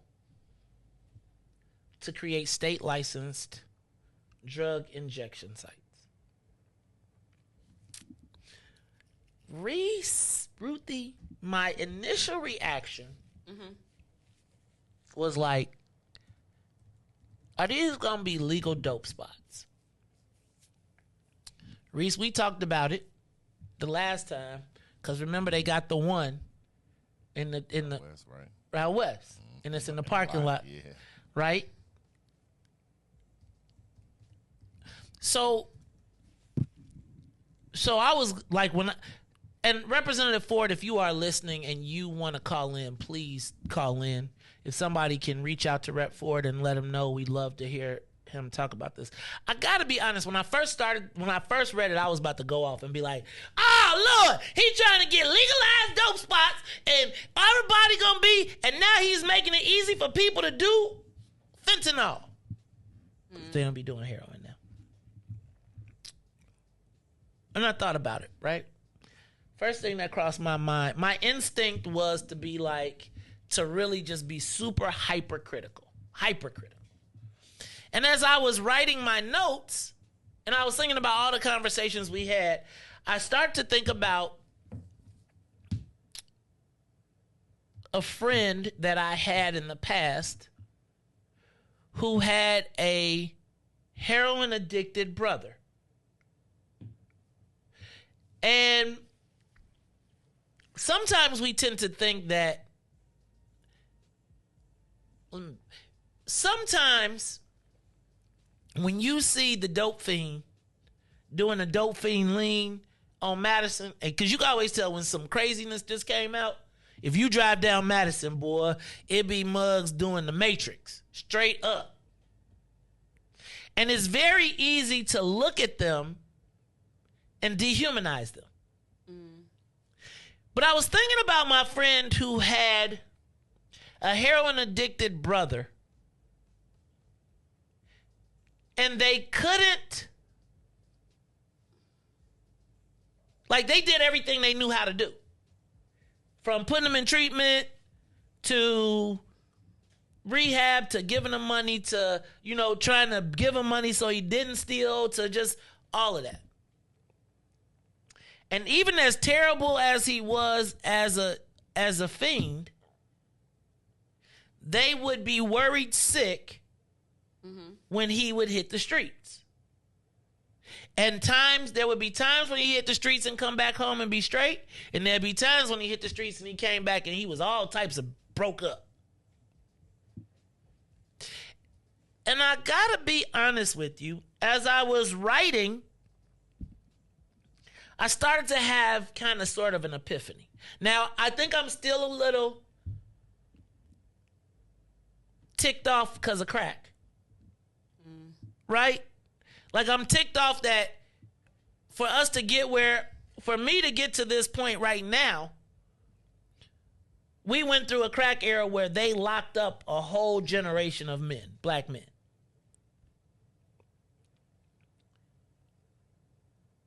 And so part of to take it a step further, it was actually called the Crack House Statute.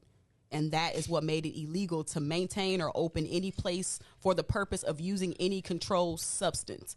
But see how they named it, like you said, the stigma associated with crack. And now, and I think about all those people that was locked up for what we now call a sickness. Now, the only reason I think this sickness is now a sickness instead of locking people up is because it impacts white people so devastatingly as well. And nobody wants it was easy to lock up the crackhead, but not easy to lock up the opioid addicted. So I got to be honest with you. This is like one of those things where I'm jaded by how I grew up. So I recognize that now we view drug addiction as a sickness, not a crime. I feel like opening up these spots initially was a crime. Like, you opening up dope spots for people to go. And if it made me think of Amsterdam. Do y'all remember The Wire?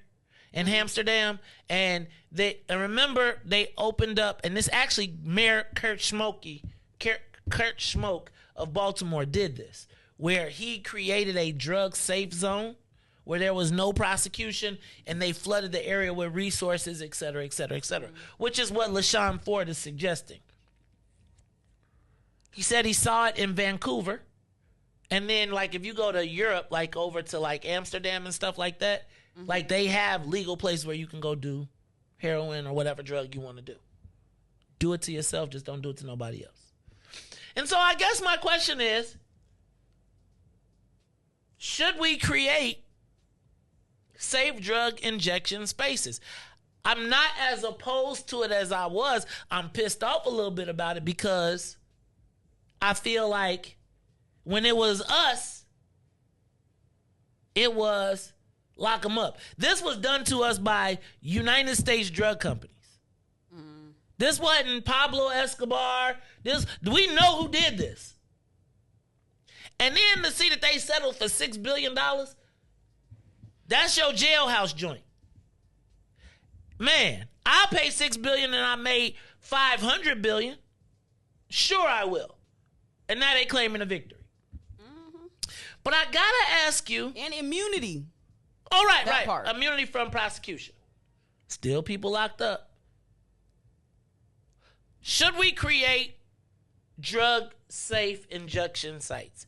I'm not as opposed as I thought I would have been, because I'm almost at the point where I feel like they should decriminalize drugs, give you a place to do them. Now, if you come up in my house with that stuff, then I got the right to do whatever. But if you want to go in the park, and that's the Heron Park, and the Heron Park, they got a field house where you can go in and do whatever else you want to do, but it stays at Heron Park, I'm okay with that. Now, the challenge is going to become, where are they going to open these?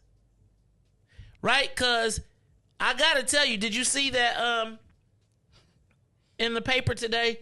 The white folks said that they were going to protest the black-owned dispensary being opened in their neighborhood. Oh, what? Yes. Give me a break. Which one? Or you ain't saying which one? I got to look back at the story because I was so big. But, so, to me, it'll be sort of like 290. So what we'll find is these safe drug injection sites along 290, the heroin highway, where, because the white communities, you think the white communities are going to open up the safe drug spots? No, they're going to tell their kids do the drugs at the safe spot where you bought it and then come home. How many communities will welcome these locations? Even though a lot of these people, like, I didn't know that there's a hotel in Naperville where all the people go, and all weekend all they do is do heroin. And it's like a famous hotel. What kind? They smoking it or they injecting it? You know. Because it's a difference. Because Ford these are injection. See, but that'll be sites. theirs though. See, like you see how you remember, like how you saw ours in like the little parking lot, the little tent. It's gonna be luxury. So they're gonna have a luxury joint where you can send the rich kids to. They get theirs. It's gonna plush. Be, you know what I'm saying? A whole facility, gym, swimming pool, all that. Yeah, that's gonna be theirs, and then ours is gonna be, you know, one of them buildings. You know, so it's gonna be crazy. So do you support it? Do you think we should have safe injection sites? The thing that I think about is all the moms who have remember Gator in Jungle Fever? Oh, yeah. Right? Hype. Mama still loved him. Would have did anything for him because it's still her baby. And I think about, I can't ignore that opioids impact black folks. But it's been impacting us forever. I learned about the dope fiend lean. Like, I remember the first time I came out west, and I was like, Swill, what is? He's like, man, remember when they find somebody died? That was the hot spot. Every heroin addict was. If you died, they was like, I'm going over there. And so I feel like the residual benefit of this, because I don't think people cared about. It's one thing to see a black dope fiend. It's a whole nother thing to see a white one for white people. Because they see a different, they don't see them as dope fiends. They see them as Johnny and Bobby, and I remember him. Where it is simple to dehumanize John.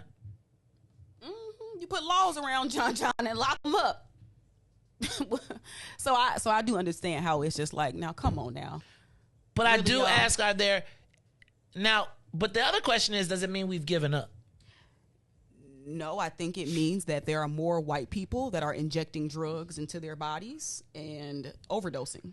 Once you start injecting your drugs, that's why I said, like, it's a difference between smoking it and injecting it. Once you injecting, I think I'm just assuming, but if you're injecting drug from a public health standpoint, you might be down kind of bad. So you might need a place that got resources like HIV/AIDS testing, clean needles. So I can kind of understand it just from a public health perspective, because I think you down once you start injecting it. Ain't that the quickest form for it to get in your body? Like straight to the brain, injecting it. I had to ask my cousin. Other one, but I don't know. But I think it's what? Yeah, if you injecting it, the rectum. But other than that, you down What? bad. Oh yeah. You right. Wait, huh? That's, Wait, what? yeah. Huh? Okay. But you know, I don't know. I guess people do need places to go for resources. So it's kind of like you got to entice them, so then you can hit them with the literature. It's like giving a free meal to a homeless person, so then they can come and get other resources. So let me say this. I think that I started out preparing to go off, talking about some. Dang, the clock stayed on the right time too. Must have got an internal battery. I'm just looking at this. It's like all the power was off and then everything on. Anyway, y'all. So legalize dope spots. No, these are safe injections. You got to see. I think it's a difference when you got to say it that way. Because I think a legalized dope spot mean what? I can come and pop my mollies. Can I smoke my blunts? Oh, so let me ask a question though. Should a safe injection site allow you to ingest whatever? So like my thing is, because then you can make a smoke room. Exactly. Could you make a safe intake site? I think they call those safe consumption sites. It's the word, huh, Ruthie? No, it makes a difference. No, I can see that. Like you could make a safe consumption. Man, it makes a difference. Let's legislate that. Safe consumption sites. Ooh, safe consumption for cancer patients. Safe consumption where you can consume in a social environment so you don't have to be isolated alone in a room to prevent suicidal tendencies. Damn. All right. Shout out to LaShawn Ford. I think we need to expand that to include safe consumption sites as well. With that in mind, though, I do want to try and get Representative Ford on. We also got to talk about Robbins, and not just Robbins. But do y'all see? Okay. First, let me extend a big shout out to State Representative Cyril Nichols, who is taking on the challenge of water in the state. Ruthie. 3 years ago, University Park was forced to drink water out of bottles. And they had to deliver water, and they didn't have water for 2 weeks. They had their water outsourced by an outside company because they couldn't pay their water bills. And so their pain and suffering was profited. We talked ad nauseum about what happened in Dixmoor. Now Robbins doesn't have water or low water pressure.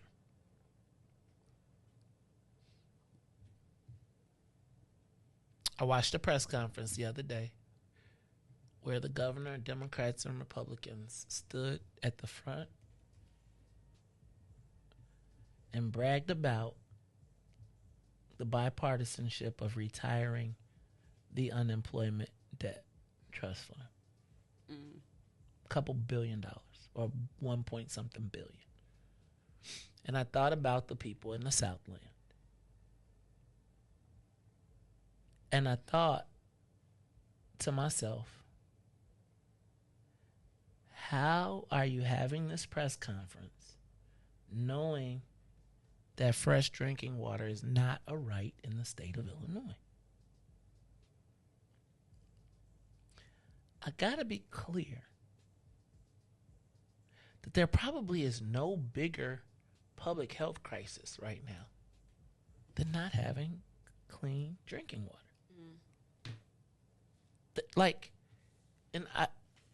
Period. And the question, who cares? Like, who cares? I was thinking about, I think I take Robbins personally, obviously, because of my cousin. But I was thinking, like, who cares about fresh drinking water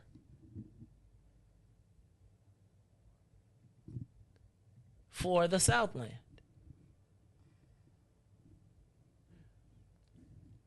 What happens when it's Harvey? How important do you have to be to get fresh drinking water? You know, I'm as I move into the space of not having the same fights that everybody else, like, there's no reason for me to fight when nobody else cares. I'm not gonna rail. I'm not gonna call anybody out.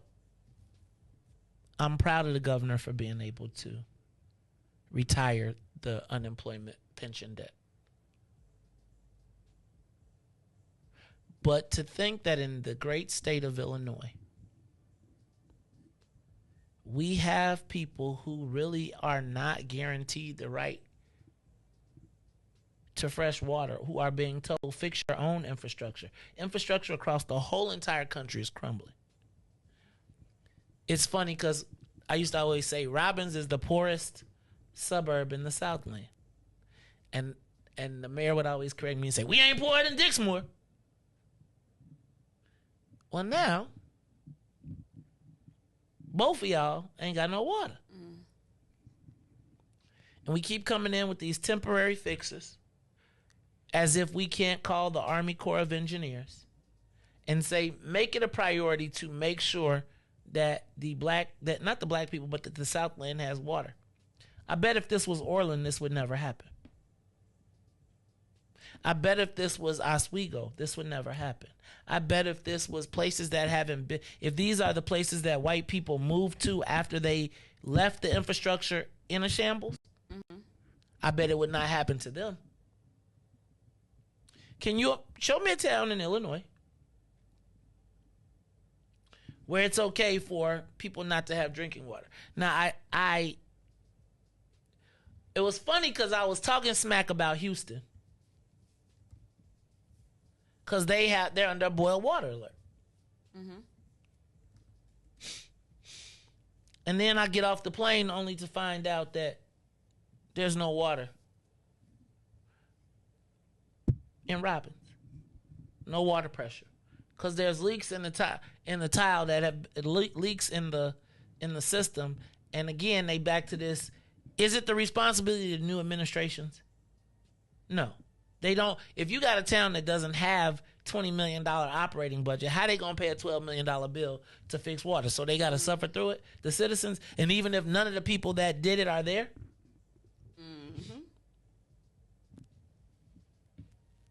Okay, so from like a engineering standpoint, like, what is the correlation between water mains breaking and then people having like unsanitary water? Like, do you know, like, kind of like logistically what happens when these water mains break? Like, I don't. I wish I could figure. I tried to Google it, but it's like so super like complex. From like a simple perspective, like, what is the correlation between poor infrastructure in some of these towns and these water mains? Like, do they need to go through and repair all the water main pipes? Yeah. So here's what you know.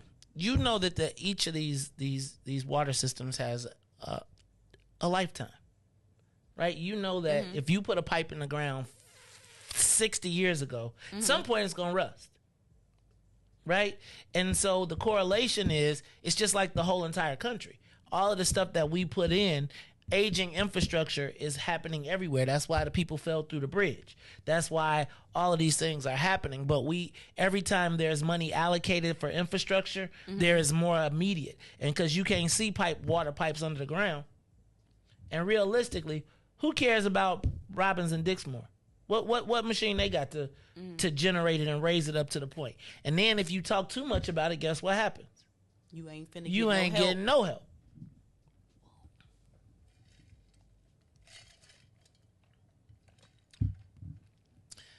I really hope that in the next legislative session that the Illinois General Assembly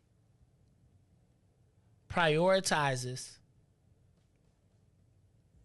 safe, clean water for all the residents of Illinois. And I'm saying all, not just Robbins, not just Dixmoor, but all. So hopefully we can get some of that trickle off. But I do think it's pretty outlandish. Can I even say it's a tremendous opportunity. If I was J.B. Pritzker, I'd have a press conference right in Robbins with trucks behind me, with the Illinois National Guard. Nobody in this state. And when I'm the president, we'll fix the ailing infrastructure around the country. Why? Because I did it in Illinois. Riis, Riis. Can I read a quote from the mayor of Robbins? Go ahead. NBC5 Chicago. He said, "We take for granted the basic necessity of water, but we have a failing, crumbling infrastructure," Bryant said. "I'm calling on the governor, state senators, calling Jesus, anybody to get some help for the people."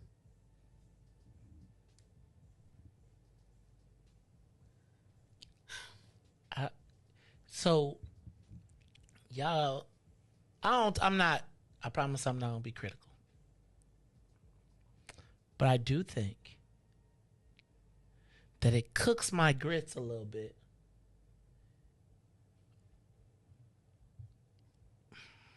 I'm not even going to talk about it. Because is it safe to assume that the water main breaks in Dixmoor are correlated to the ones in Robbins? Okay. They're all routed through Harvey. Harvey.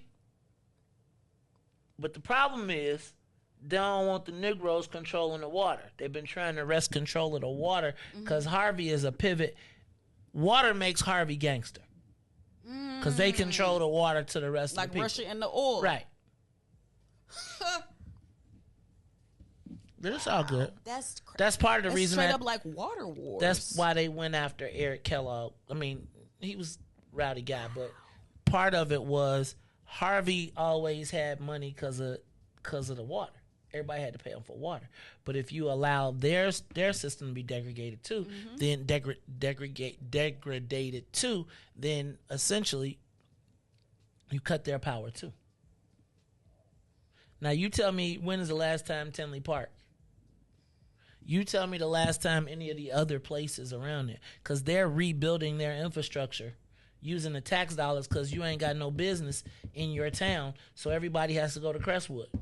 So now all of the tax revenue that I make that would come from Robbins residents goes to white communities to build their communities up. But it's okay. He only asking for $40 million. $40 million ain't no money when y'all just gave away. That's what I'm saying. It's $40 million. $40 million to give the Southland water, but I need for y'all to understand y'all voting power dropped, so you probably gonna start losing your juice. Now I bet if Frank Zuccarelli was there, I bet they could get it. You had to bow down, but you would get it. It's crazy to me. All right, y'all, it's the Maze Jackson Show. I'm your host, Maze Jackson. Got my man, DJ Riis the Ruler, Ruthie Moore. When we come back, we are going to do Tell Me Something Good. It is the Maze Jackson Show. We'll be back. The Maze Jackson Show. We'll be back after this break.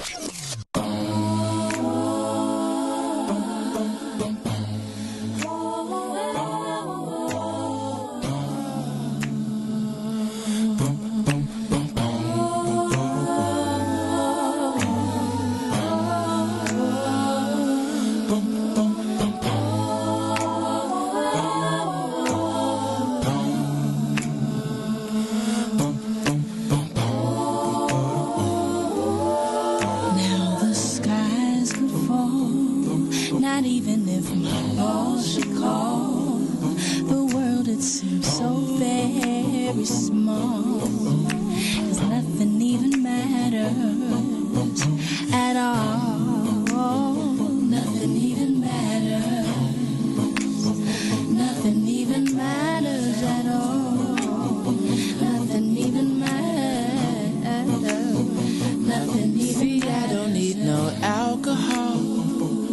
Your love makes me feel 10 feet tall.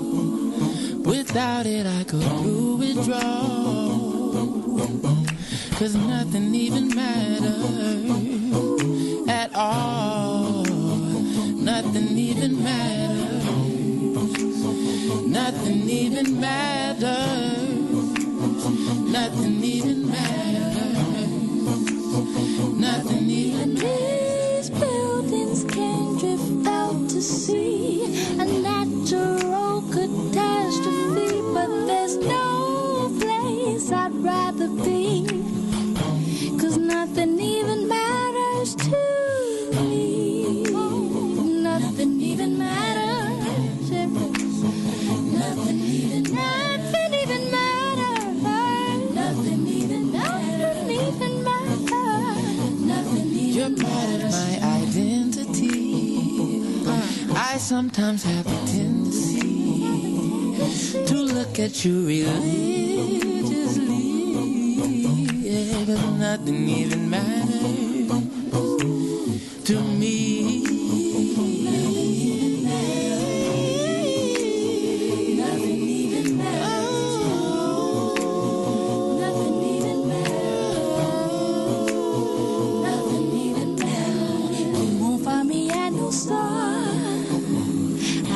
Time for manicures. With you it's never either one. 'Cause nothing even matters. Nothing even matters. Nothing even matters at all. Nothing even Nothing even matters. Now my team could score and make it to the Final Four. Just repossess me 4x4. Yeah, 'cause nothing even matters no more. Nothing even matters. Nothing even matters, yeah, yeah. Oh, yeah. Nothing even matters to me.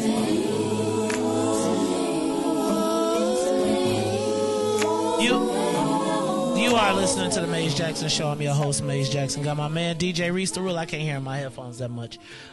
Ruthie Moore, and we are about to wrap this thing up. I went all off the rails on this show, but what the hell is Friday? But it is that time, Riis. It's time for Tell Me Something Good, and so let's do it. Bow, ba, bow, ba, bow. Tell me something good. Wow, wow. Tell me that you love me, yeah. All right, y'all, it is time for Tell Me Something Good. Give us a call, 872-259-7474. If you got something you want to tell the body that's good, give it to us. We want to hear it. But in the meantime, I'm going to throw the mic, the MIC, to Ruthie Moe. Ruthie Moe, you been gone for a minute. Talk to me. What's good? Tell me you probably got some stuff stacked up. What's good? A lot of good things. I am so excited about the holiday party of the year today. Uh-oh. Who got the holiday party of the year today? I heard that this particular alderman be throwing like the best parties. So I'm super excited to see it with my own eyes. Okay. I'm going to be honest with you. Shout out to 16th Ward Alderman Stephanie Coleman, who is the first black elected official to tangibly support our vision of creating a space for us. And so tonight, man, I've been working hard all week. I got off the plane working, installing, carrying, moving, picking, making sure things are right. My tent fell out the windows. The windows froze. I attended the windows froze, and then the tent froze. Man, it's all right though. It's all right. It's been a good week. I'm looking forward to it. She's got a live band tonight. I'm gonna be kind of fresh. Shout out to Alderman Stephanie Coleman, who, man, if y'all didn't see Stephanie Coleman at Fallon, she wore a red Gucci. You did. She be like, stunt. I'm about to put it on you real quick. Stunt. Mm-hmm. That's an understatement. She be, well, not stunting like in a bad way. No. Alvin, I bet Alvin gonna buy a ticket. Look at Alvin like, I'm gonna get me a ticket. Y'all come check us out. Well, it ain't free. Don't just show up now. no, it's not free. It is a fundraiser, but it is now. And the alderman bringing her own stuff. She talking about, I got cases of boob. She having a champagne bubbly sip. She doing her thing. So I am looking forward to that. Been working. Everybody got the little uniforms together. Got the whole you dig. It's gonna be on and popping tonight. Mm-hmm. All right. I'm just telling y'all. If you see me picking up glasses, it's been a bad night. If you see me picking up glasses, it's gonna be a broken bad glass. night. No. If I'm working, if I'm not hosting, then it's probably not a good night. Glass? We using the real glasses? You always, no matter if you hosting, no matter if you say it. I tell him Ruthie, he gonna pick up some glasses anyway. Somebody ain't gonna do it fast enough. Right, man. You know what? That's what I'm saying. Man, service is key, right? Like, hopefully it won't happen though. When you build a brand, right? It's like, no, you gotta care for it. You gotta take care of it yourself, because you know people will use you. They'll be, hey. If I see you reaching, I'm gonna run over and slap your hand. Then I'm gonna spill the drink. Then I'm gonna have an attitude. Nah, y'all, it's gonna be a good time. Shout out to Ruthie, sister Erica. Shout out to onThe. I'm just tell you, the general is in the building tonight, though. I know she sent the man. When I saw the I'm not wearing a uniform. Tennille was like, we'll be wearing. I'm like, I'm not. I got a suit jacket. I'm supposed to be fresh. You know what's crazy is y'all be on the same page about stuff. I mean, it's how I can 99.9% of the time tell you exactly what Tennille's response will be. Because you said that maybe at least 3 weeks ago that you were talking about that, like a standard uniform. Well, you know, Tennille is a food service genius. So she already has the experience. You know, I be thinking about that. She be like, I'm not even trying to play. Tennille be like, you know, when you run Peaches, Joe, right? No, straight up. You gotta join. You gotta know how to motivate people. You gotta, you know, my sister can see the vein in my head when it's about to pop, and she knows how to just be like, I got it. Because you know how I feel a certain way about certain things, and it's just Peaches we've been is that way. popping too. Let me say, I went to Peaches one day this week, right? Did you have chicken thighs? Ugh. No, I didn't have the hangover thighs. But check this out. We sitting in there, and a group of maybe 40 or 50 white kids came in on a field trip to eat. That's because Peaches is on the white people tour. That's what I'm saying. I was like, okay, I see you, Peaches. They got the suburban white kids up in here on a right. field trip. This is the South Side. Never food. had biscuits and gravy. All right, y'all. This is the Maze Jackson Show. I'm your host. So Ruthie, was that your Tell Me Something Good? Yeah, this whole big old shindig. I'm excited to see how the operations shake out. There it is. All right. Riis, we got somebody on the phone line? Somebody got to tell me something good? All right, y'all. This probably Devin. Give us a call, 872-259-7474. Did we say happy birthday yesterday to the First Lady, Tamika? If we didn't, I know I said, I think I hit it this morning, but we said he called in yesterday. Devo, what's up, dog? Yo, man, what's good, bro? Hey, man, I just want to make sure, hey, everybody get their tickets. If you're going to go to the fundraiser, go to the fundraiser. Me, myself, I'm going to be in the parking lot. I just created this new Milestones flavored body butter. You know what I'm saying? Tastes great while you exfoliate. You know what I'm saying? So I'm going to be in the parking lot doing my thing. What's up, Ruthie? What's going on? What's going on, bro? I see you got that funky fresh little T-shirt on, you know what I'm saying? And you got your funky fresh, you got your funky fresh little tumbler, you know what I'm saying? So, I know the lifestyle brand that created those nice gifts, man. And, that's pretty much it, man. We just, again, please check your email, sir. I did send you what you requested. Thank you to Valoria for getting that done this morning. I really appreciate that. Thank you. I appreciate it. Don't be sending me some. Look, let me tell y'all. Like, if I ask a question, how y'all gonna send me the answer and I gotta work to get the answer? Right? Look, I was like, can I see the question there? Then they say, click the link. Then I got to go into the link. Yeah, but I'm glad I got a good... go ahead. What's up, bro? What's up, Phil? Hey, no, man. I just, like I said, man, I just want you to know that we sent you this document October a long 8th. time ago. I know. October 8th. I saw okay, tell you know, 'cause that's how we work over here. I saw how you forwarded it. I saw that. I saw your slick. That's how we work. That's how we work over here. That's how we work over here. If the man asks for something, we give you what you asked for ahead of time and on time and under budget. That's how we work over here. That's what I'm talking about, Devo. That's what I'm hearing. That's what I'm loving. I appreciate y'all. Hey, man, don't forget no shout out to dude either. No shout out to dude either. He know I still want that smoke, bro. No shout out to dude either, man. Okay, and don't forget the 23rd. It is the What's in It for the Black People BP1, the return to the Winterfest. They telling me it's gonna be off the chain. Shout out get to y'all everybody. tickets. Get y'all tickets, man. Get y'all tickets and check your email, family. All right, I will check my email today, and we'll get this questionnaire out. And Zaviola, great job on the letter. I don't know if you saw my text, but get that letter out so we can get it done. I appreciate y'all being ready, rocking and rolling, and I feel very good about the direction that we're moving. So thank you, Devo. I appreciate you. When my homie coming back from school? He gone? All right. So don't forget, that's on my boy Devin Gordine. DJ Riis the Ruler.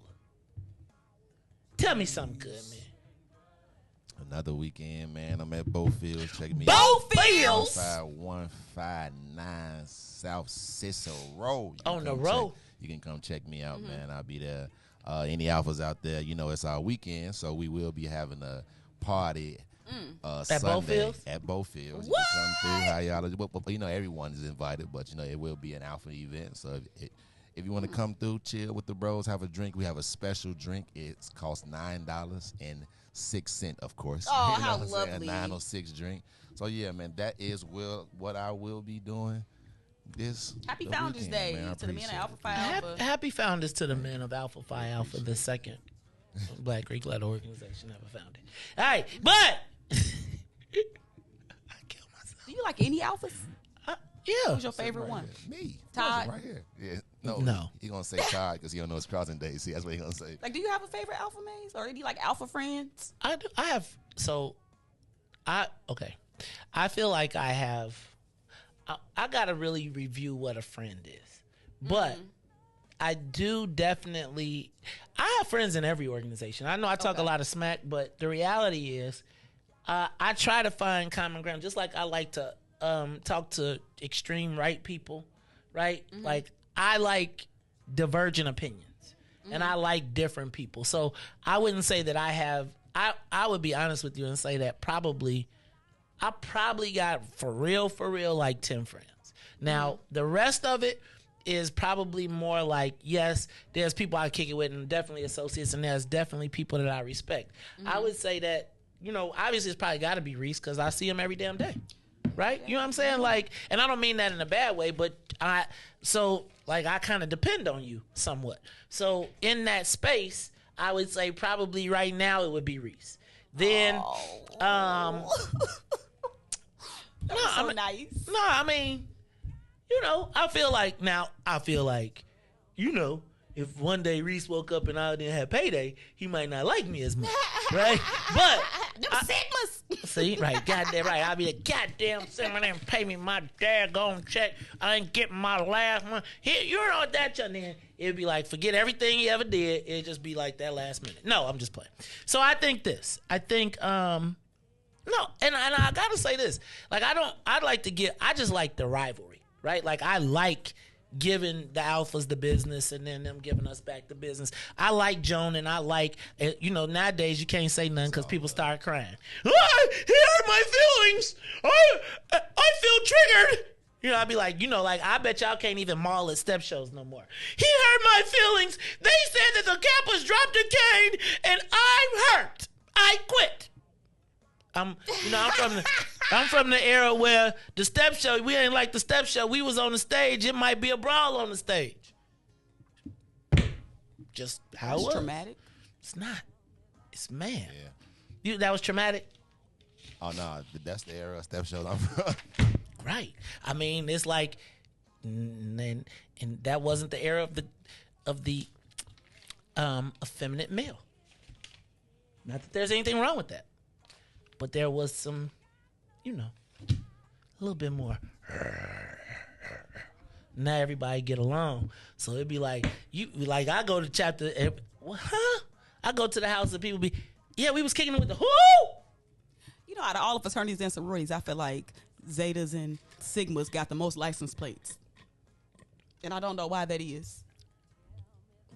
Because we got the most, I'm going to say we got the most members. I think, I would say that part of the reason we got the most license plates is because at least in Illinois, it was such a big push to get one, right? And it was and then it kind of took off. And the fact that we had a lot of people woven into the Secretary of State's office and just a bunch of stuff. And then it's like, where can you get a 1? Where can you get a 2? Right? Like, you can't get the good ones. And so when you got a new plate, and then that was right around the time when everybody was getting a new job, so they got cars and everybody wanted to pull out. I was thinking about putting a plate on the Porsche, but I just won't do it. Like, I do be feeling, cut me off. Well, I feel like I don't really, but you know what? I do feel like when you drive through the park, like I do think about putting it on my plate, putting at least a frame on my plate, so when you walk through the lot, like, because I know we used to be like, damn, you see Frank got a da-da-da-da-da-da. Right? Remember how I used to be like, that's my car. Like, we used to go to regionals, and we would be in the parking lot as undergrads, and you could, like when you pour, like when you undergrad, you don't get it. Then somebody got a Benz 300 something, and you thought that was the biggest thing ever. Then you be like, let me go to the where the exec board is, and then you see they got like Bentleys and all type of stuff, and you be like, man, one day. Right? So I feel like putting a plate ring around my plate is inspiration for undergrads. That's how I feel about fur coats. Not really into cars as much, but I look at the furs. Okay. Like, as I don't care about cars, but I look at them furs, and I want me a red fur coat. Look. Full length. A red fox? I don't know. I don't know what type of animal it is, but I just feel like I need one of them long red fur coats. Good. So when Peter try and throw some blood on it, man, I'll fight Peter.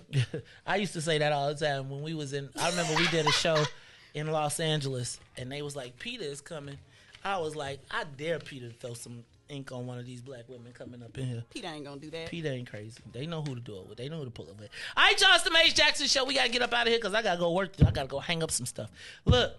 For my Tell Me Something Good, I got Obsidian event tonight.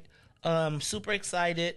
Shout out to Stephanie Coleman, who without hesitation wanted to be supportive and asked to be one of the very first members and is trying to get a locker and wants to be chartered. Shout out to her. Shout out to Alderman Moore and Alderman Curtis, who have also signed up and are going to be hosting events over at Obsidian as well. Shout out to Jamal Cole. Jamal Cole. He is starting his Christmas lights program on King Drive. So big shout out to him. You remember him, he ran for Congress. I don't know if he still had the beer and chips, but I look forward to the Christmas decorations. And don't y'all be letting them white people look in your house, though. Okay? They be like, oh, this, huh? You know when you be at the door and they be trying to look around, like, hey, homie. They like, this is a nice neighborhood. I just be careful of the tourists in the neighborhood. Last year, they got robbed. I know.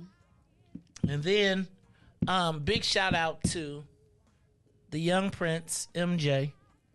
Has his first home game tonight, which sucks that I will not be there. It's kind of breaking my heart. But got to pay tuition. So, got to do what you got to do. You about to go ball out on them. Right, and then I'm going to miss it. And the thing is, do they though, have them on TV? Can you watch it on YouTube or something? I don't know, man.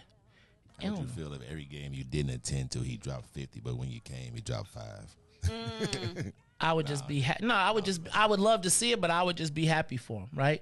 Like, it's wonderful to see him coming into his space. Like the other day, he was standing there talking to me, right? And he was holding something, and I was like, come here, Luna.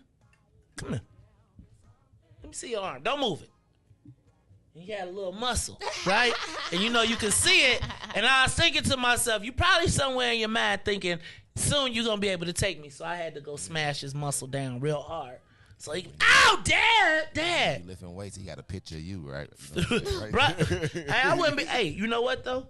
Good, because that's what we want, strong men that are ready to take the place. But I am super proud. What else is good this week? You know, the heat is actually working clearly because I'm hot. Yeah, so that's my Tell Me Something Good.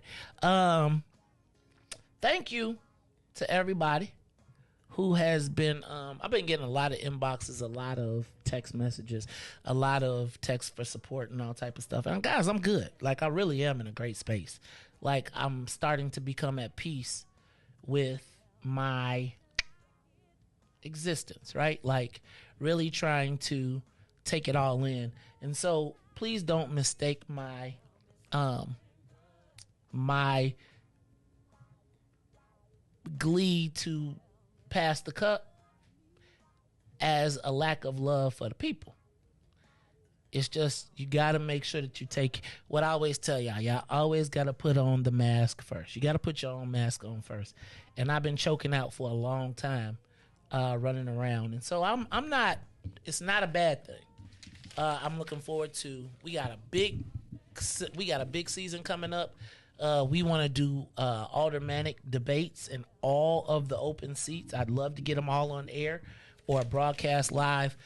We got this mayor's race that is going to be down to the wire. And guys, it is going to be a great last few months. Don't get it twisted. I will be doing a podcast, right? It just won't be a mad podcast, right? It'll be me. This is people you should know because I'm going to get paid. Anyway, y'all, this is the Maze Jackson Show.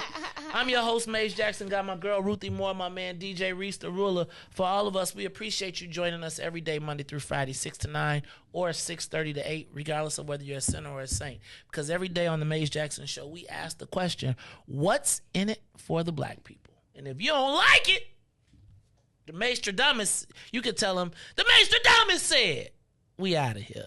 Peace. Let's get down to business and go ahead and address the facts, man. Lightfoot seems more lesbian than black. Rahm Emanuel's another case, he was just as tired. 50 closed schools left much to be desired. Police had Anjanette naked on that body cam. They suppressed the footage so it couldn't touch a lot of hands. Reminds me of that 16 shots in that cover-up. Both of them similar, so I went and dug it up. George Floyd killed, a lot of riots happened in the town. Southside burned and they wouldn't let them bridges down. Grandmother sick, need a prescription and plus a couple groceries. You gon' have to travel just to get it now. COVID-19 out here shutting all the business down. Not enough SBA loans to even give around. So many failed businesses that you could put them in the pile. If you don't survive the pandemic, it's gonna sit you down. We sing, dance, play ball, entertain, and crack jokes. Government infested black neighborhoods with crack smoke. System that milked us so bad, we got lactose. Still trying to find out what's in it for us black folks. We sing, dance, play ball, entertain, and crack jokes. Government infested black neighborhoods with crack smoke. System that milked us so bad, we got lactose.